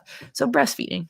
So here I was a breastfeeding mom. I was hyper focused on my baby and her health, and I got to learn all these things. I got to learn about maybe things that happened in my own development as a baby, as a young child that kinda set me up to be, this mid-30s woman who was obese. And I was quite obese at this point. So I was, like, I think there's, like, 2 levels of obesity. I was in the highest one. Even now, I am in it, right? Um, but at this point, it wasn't like I had any muscle on me. It was just pure fluff, okay? Um, and so I was breastfeeding, but I was taking the Ghost protein, I was following the Ghost brand, and that is when COVID hit, you know? Pretty massive, crazy time for everyone in 2020. I was home all the time, did not have access to going to the gym. I really struggled with, exercise options because, of course, I had a tiny baby, and I did not have a stroller that I could walk around the neighborhood with. Again, that's a privilege if you have those things. And I didn't have time away from her because I was 100% her caretaker. And remember, all of the daycare centers were closed unless you were an essential worker, like a doctor or a nurse or, something of that nature. Um, so, yeah, that was a really tough time. And I literally had choice taken away from me. Um, and in that time, between then and 2021, I saw myself and I looked at my child and I wanted to live as long as I can. Obviously, that's everyone's wants to, mostly, right? But I wanted to be able to do more activities with her than I could at my weight. I remember thinking very specifically, like, I couldn't go rock climbing with her. I couldn't ride, roller coasters with her when she turns old and when she gets old enough. There were so many things that my weight was going to limit the kind of activities that she and I could do together. Of course, I was reading a lot of books at the time about basically how to be the best parent I could be. And one of the things that I learned about that really, really hit home with me is that the diet and nutrition that my child was going to eat and live and her predicted outcome in life was going to be modeled after me. The number one influence in a child's life is their parent living in their home. And here I was, not in a place that I thought was very optimal. I was limited activities, my nutritional skills, I was like really confused with. I honestly, at this point, just didn't know what to do. I had had really bad advice in my lifetime, and so had a lot of really terrible things that I knew, and I didn't really know what was right. So I made a commitment to myself in the beginning of 2021 to seek out a nutritionist, like an actual professional who was really good and focused. And I really thank her. And I still meet with her once every year because my insurance only covers me visiting her once every year. Again, it's a privilege to have insurance, but it's sad that the healthcare system in the United States doesn't actually prioritize optimizing health. The way that health and insurance system works in the US is very reactive. You already have to have a condition or a disease. There's not really much done to prevent it, especially when it comes to weight management, which I would say is one of the number one things you can do to improve your health. I agree with Greg. I agree with a lot of the folks that talk about, being fat is a choice, calories in, calories out, that simple logic. I do agree that weight impacts your overall health. I agree with that. Me individually, I have relatives that have been 400 pounds and 80 plus years old, and, you know, their weight never caused heart conditions or, diabetes or anything. So, obviously my own individual genetics, I'm kind of not as at risk for certain health conditions because of my weight, and also because I'm female and have estrogen, that also helps protect me a little bit. But you know what? Everyone has joints. And certainly, just from the physical mechanics of it, being overweight isn't great for your joints. Um, and like I said, I was also finding my weight being a limitation to activities that I could do with my daughter. Just there's things that you cannot do being a certain physical size. I remember being really upset because when I was that size, I could not physically put on any carrier. I tried to buy even a quote unquote plus size carrier so that I could carry her with me, and none of them fit her and me safely. They just weren't made for us. And that's really sad. And maybe that should be an area that changes hopefully, but there just wasn't an option, unfortunately. And so that's just one example. So I agree with Greg very specifically about the issue of there being some choices that you can make, but there are definitely things that limit those choices. So here I am, a mother, it's 2021, and I have the option to see a nutritionist. At least I have that option, right? And it's really great because she calculated the amount of calories I needed for maintenance. And I never had even understood that concept. I didn't know about that concept.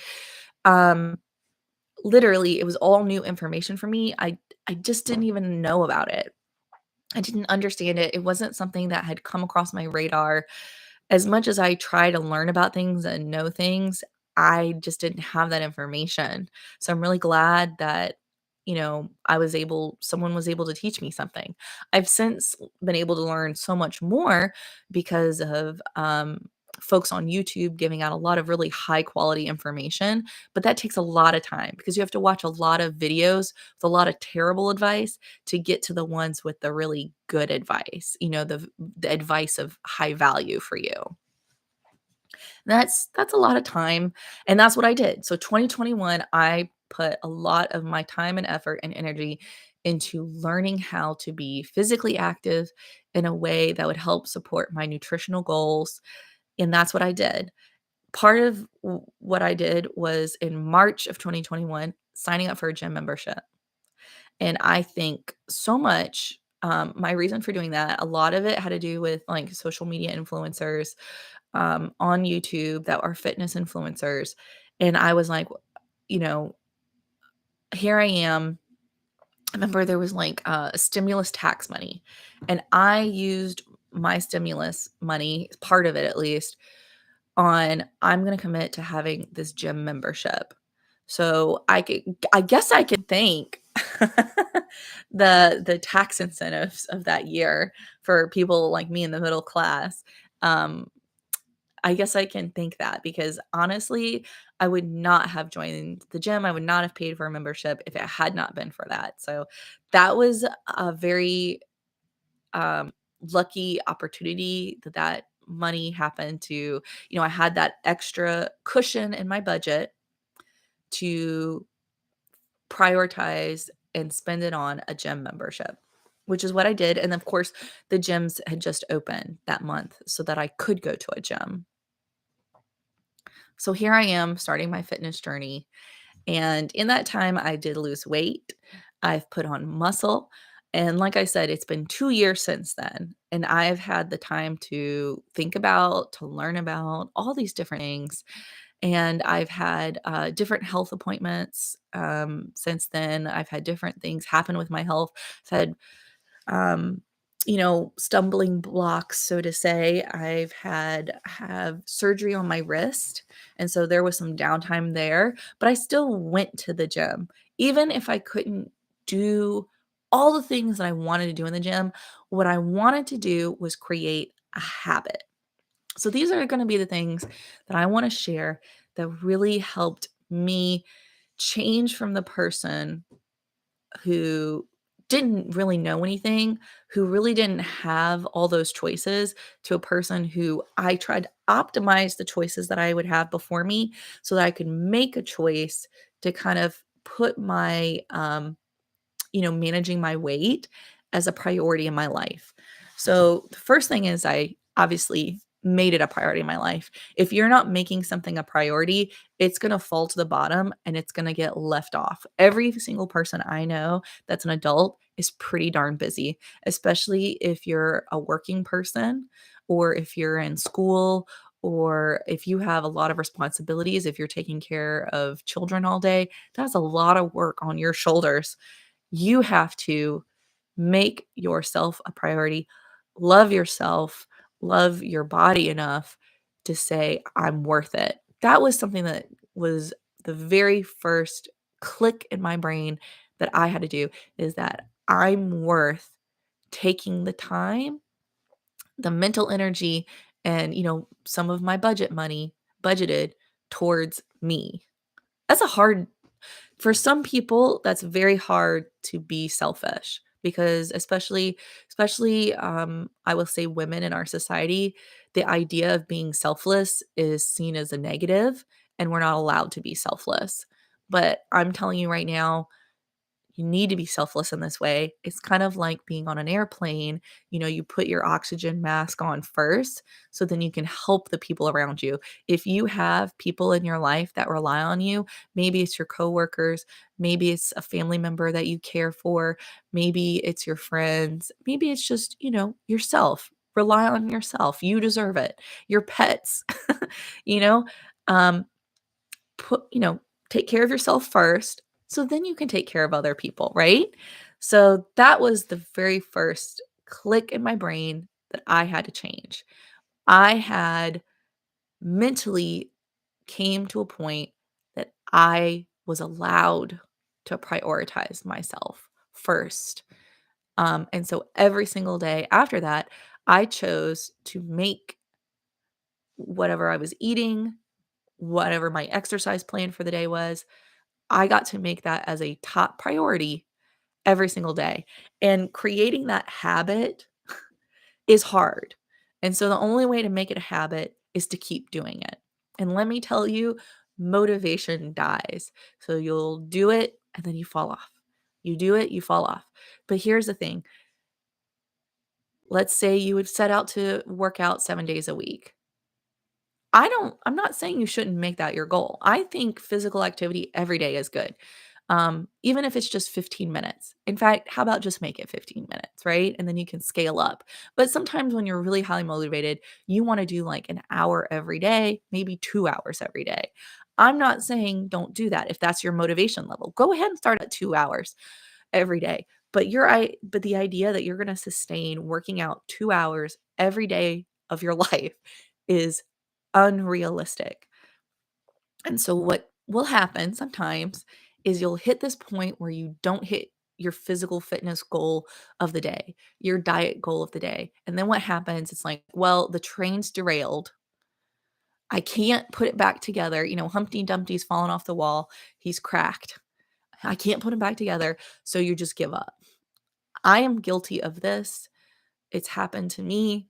But what I'm telling you that helped me get past this point is to give myself grace and say, today didn't go great. It didn't go as planned, and that's okay. I still have tomorrow. I still have the next day.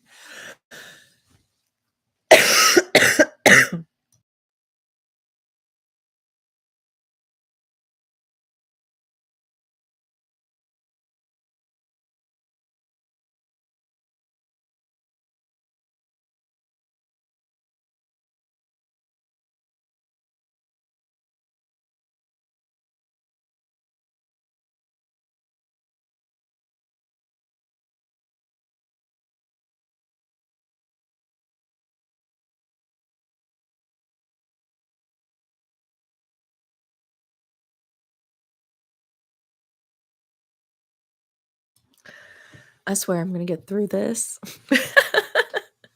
It's gonna be fun. I'm gonna edit this later for sure. This one has to be edited. I'm gonna have to pull the live down from my channel for sure because I am coughing so much.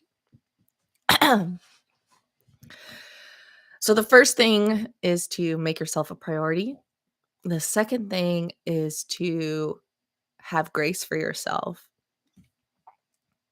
You're gonna be imperfect because guess what? You're human. And that's okay. Um, it's okay. It took me a lot of therapy to be able to say that, but it's true. It's okay to be imperfect. You don't have to be perfect. And guess what? It's okay because you can always try again. That's the great thing about going to the gym. There's no pressure. Just try again the next day. When I go to the gym, I feel successful in just entering that space and not turning around.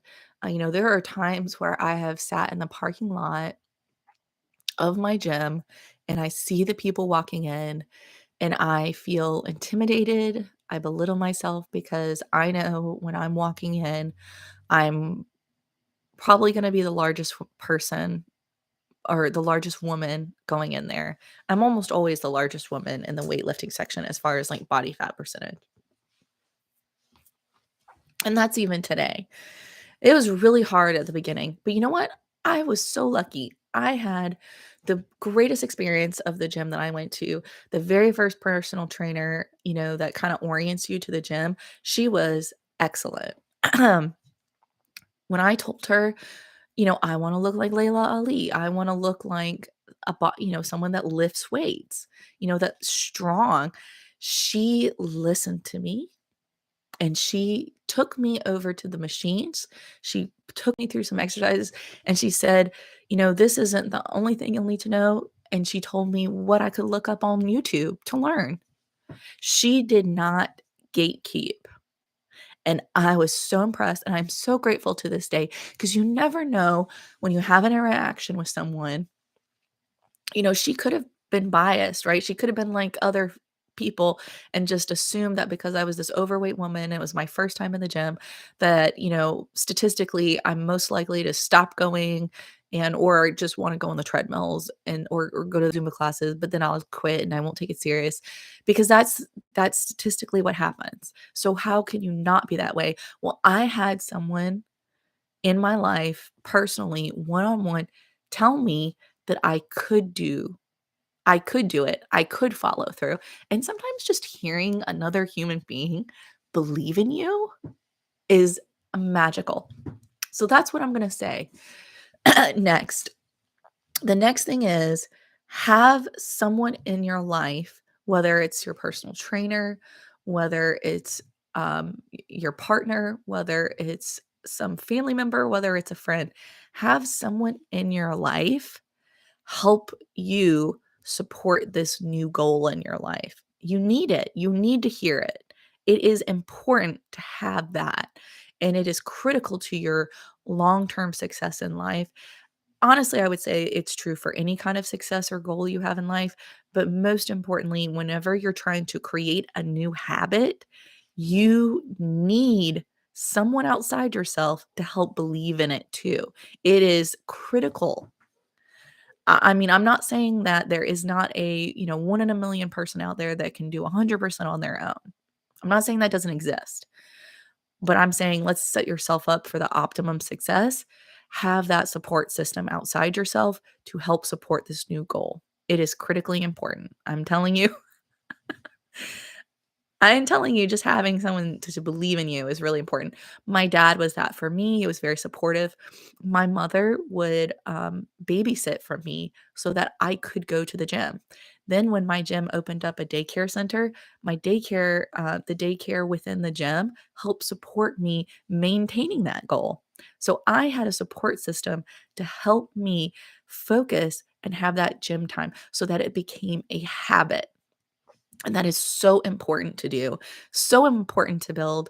You need to have that. So during this time, I was maintaining a food journal. That was really important, something I had learned to do from my nutritionist. I was maintaining a journal for my workout routines so I could see what my body was responding to and not. I also did, where you measure your body's measurements in certain places. Because one of the things that I noticed is I did lose quite a bit of weight. So in the first year, my goal was to lose a half a pound to 1 pound per week, which is about 4 to 5 pounds per month. And in my first year, I lost about 28 pounds, which was quite a lot. And I was feeling really good going into 2022. 2022 is when I had my surgery on my wrist that kind of impacted my training schedule. Um, and my nutrition focus wasn't what it probably could have been in 2022. So I didn't gain weight, luckily. I had lost weight initially, and then after that summer, it looked like I gained weight again. So the year of 22, I lost just a minimal amount of weight. And a lot of that was because my body was changing. So instead of just being, fat, so to say, I had a lot more muscle gains in 2022, which kind of makes sense because I was starting to lift really heavy, um, heavy for me at least. And I was eating a lot of protein, which you need to do to build muscle. And my calories, I was restricting, but not in a very aggressive way. I was watching my calories, but um, I wasn't making it like my personality, so to say, because I had a lot of responsibilities. My daughter had some major health issues, and that was quite a mental strain for me. And honestly, when you are in a calorie deficit, you are tired. It is difficult to take on a lot of new tasks. And when you're someone who has a lot of responsibilities and have, a whole person that you're taking care of, it is really daunting to not have the energy to fulfill the needs of all of your responsibilities. It's very difficult. I think a good example was, you were seeing Christian Guzman, for example, right now. He had that video. People were very worried about him because his sleep was off, his energy levels were off. That's what happens when you're um, making major changes to your body. So, even someone who is wealthy, that has all the privilege and access to different information and training. And he's obviously someone who knows a lot about the fitness realm and has all kinds of choices. Look how difficult it was for him. So you got to give yourself, as an average person, some grace. You know what I mean? We're not perfect. Um, so yeah, so I, I I was gaining weight this year, 2023. I have, we're 3 months into 2023. I have been frustrated because I've really plateaued. I gained a little bit of weight towards the end of 2022, which was seemed to be mostly muscle, and I've kind of been at a plateau. Um, I have recently, since February, gone on a calorie deficit diet.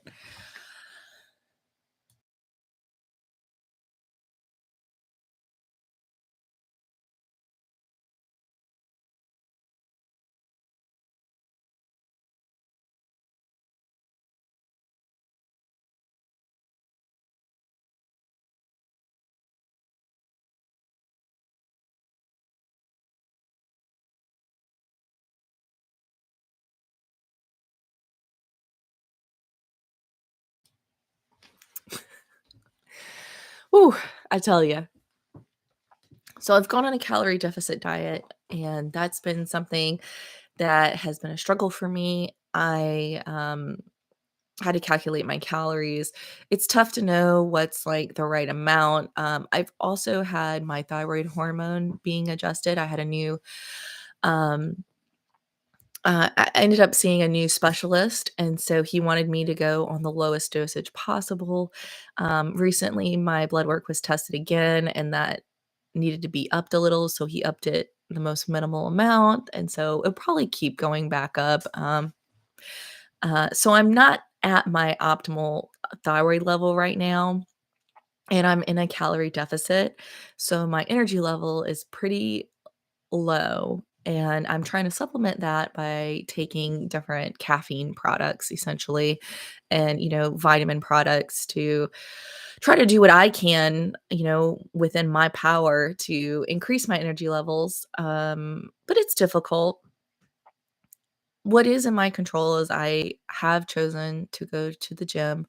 I go 5 days a week, and I'm on a schedule, not every day is a heavy lifting day, but I always do cardio, for a certain amount of time.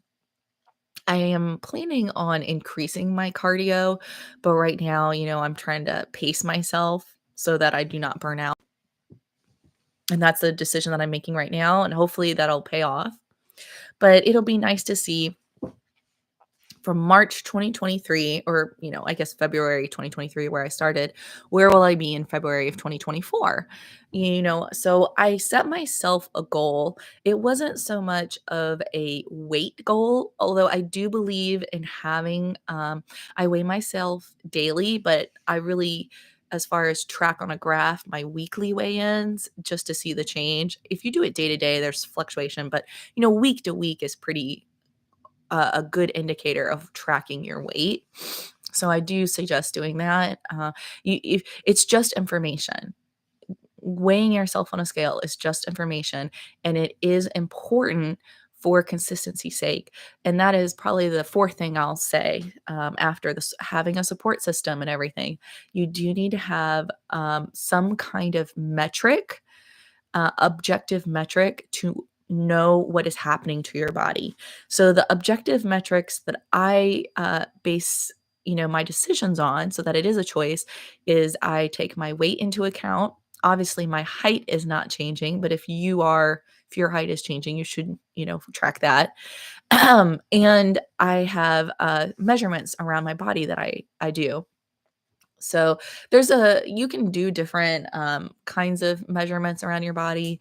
You can see, but there's some pretty, classic ones. It's kind of like what you would need for if you were having a gown made or a suit made for yourself, custom tailored. So you can measure your forearms, your upper arms, like around your biceps. You can measure the distance across your shoulders. You can measure your chest measurement, your under bust measurement, your natural waist. There's your hips. There's actually kind of like across your glutes is another measurement that you can have. And then, of course, you can individually measure the widest part of each thigh and then the widest part of each lower part of your leg, which is usually around your calf. And that's actually a really good way to see, even if you're not losing weight, you could be losing inches.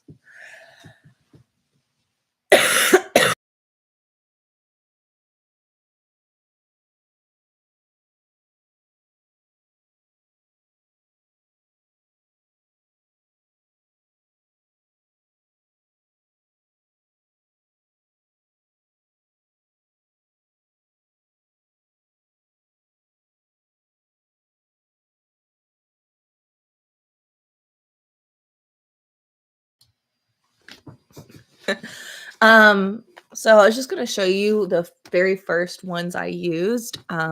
Again, this is just information. So weighing yourself, measuring yourself, it is just information. It does not measure your worth as a human. It is just information for you so that you know where you are and you can track if what you're doing is making a difference. Okay. Um, and these are the two tools that I used. You do not have to buy yours off Amazon. I just searched and Googled ones. I picked out fun colors, different things. It's just for me to help keep track of my exercise and my food intake. Those are the two things that you need if you are thinking about weight management. They talk about, 20% exercise, 80% diet. I don't know what the percentage is. I don't know the breakdown, but you need both. You need the nutrition and you need the physical exercise. They're going to work hand in hand in your weight management goals. And it's important to make those goals because then what are you measuring, right? Um, so that is part of a successful plan and execution after you're prioritizing this in your life is to have some objective metrics and a way of measuring yourself. People will use apps. There's plenty of apps that are free. You do not feel the pressure to buy the apps. There's plenty of free ones. I like pen and paper. I liked being able to like physically carry these around as like a mental reminder to myself. That helped me, but you can do it any way that makes sense for you. Okay. And lastly, when we talk about, little tips and tricks and what you can do to help you work on yourself, um, is just breathe. Just breathe. Sometimes it's okay to just exist. So right now I am at a plateau and I have had frustrations. This is not the only plateau that I've had in my life. I've experienced plateaus in relationships. I've experienced plateaus in my career. I've had plateaus in friendships, right? There's all kinds of plateaus in life. It is okay sometimes to just try to push pause. So if you're in a place where you are consistently going to the gym or doing the exercise and you are eating a certain number of calories and you are content and happy, just stay paused and say, like, you know what? I don't need to be getting better. I don't need to be lifting more weight.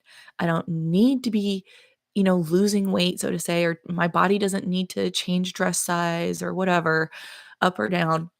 Just be happy sometimes with where you're at and hit pause mentally, emotionally, physically. Just take a breath, okay?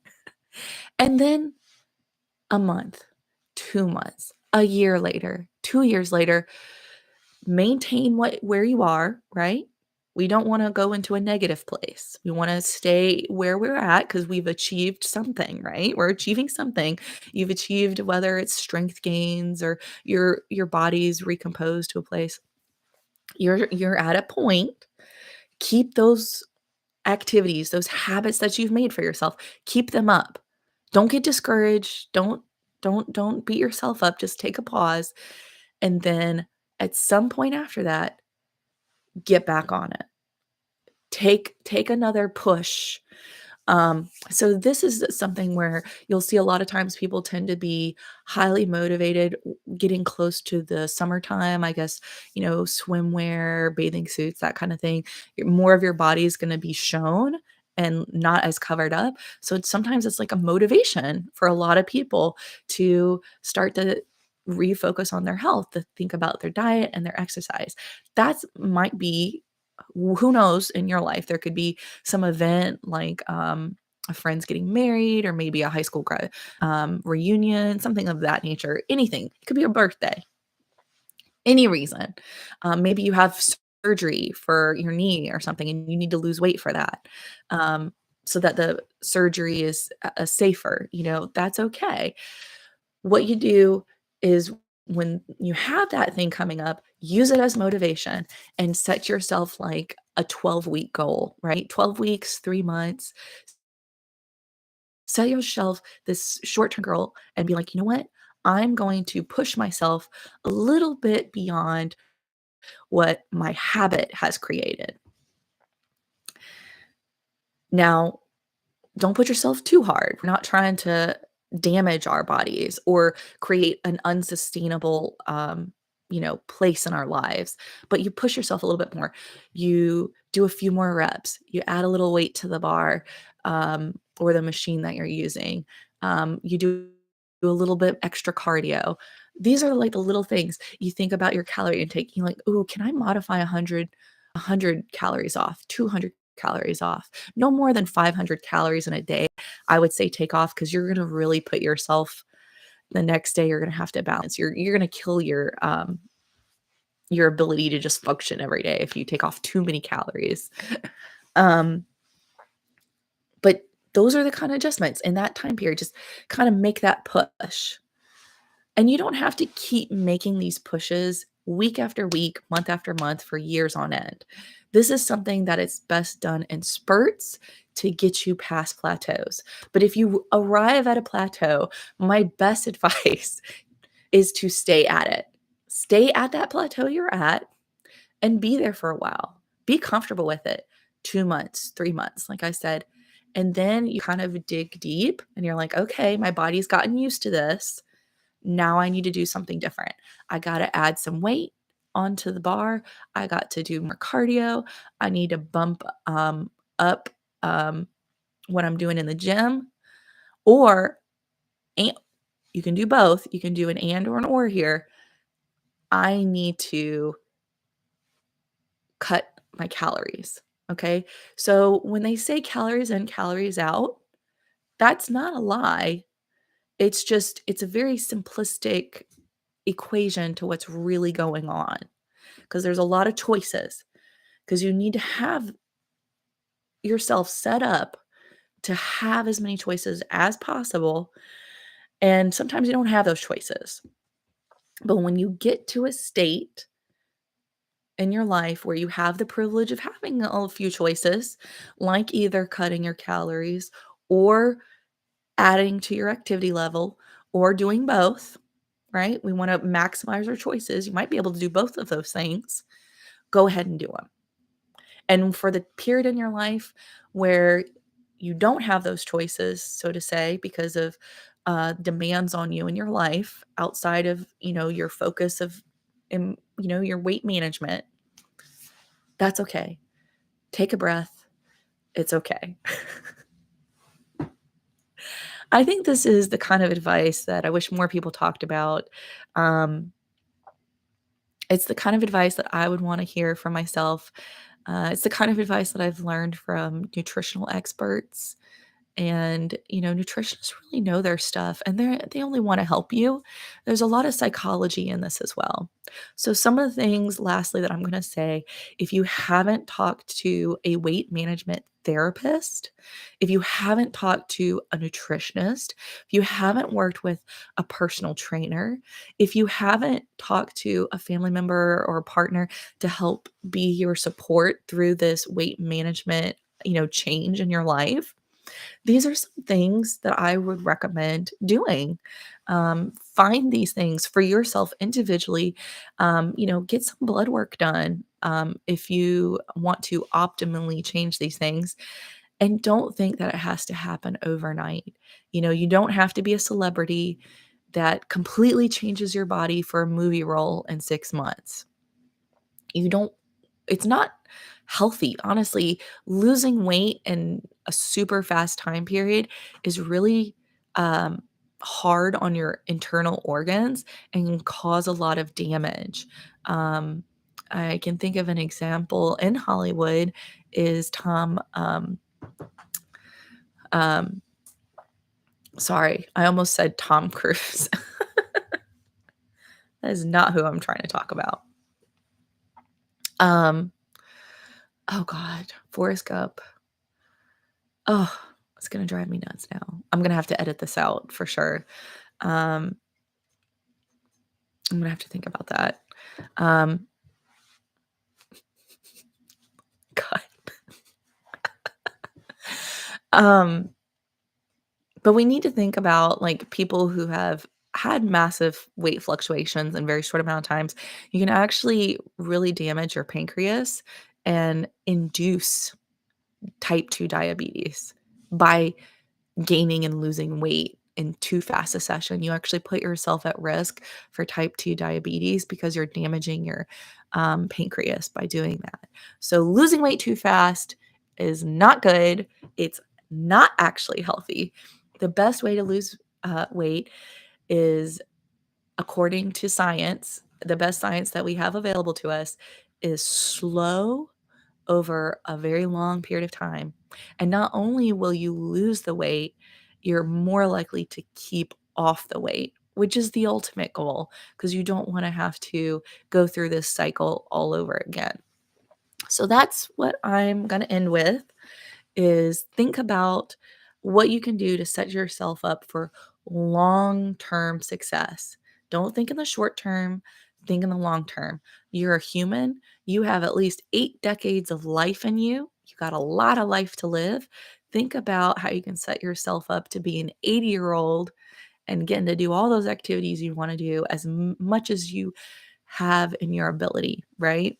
Set yourself up for some long-term success, um, and you're gonna be much less likely to have short-term failures in there, okay? So I'm gonna end it there, and I'm definitely gonna have to edit this, but I'm gonna recap all the different things that we need to do for long-term success. Okay, bye. Oh, oh, ending it.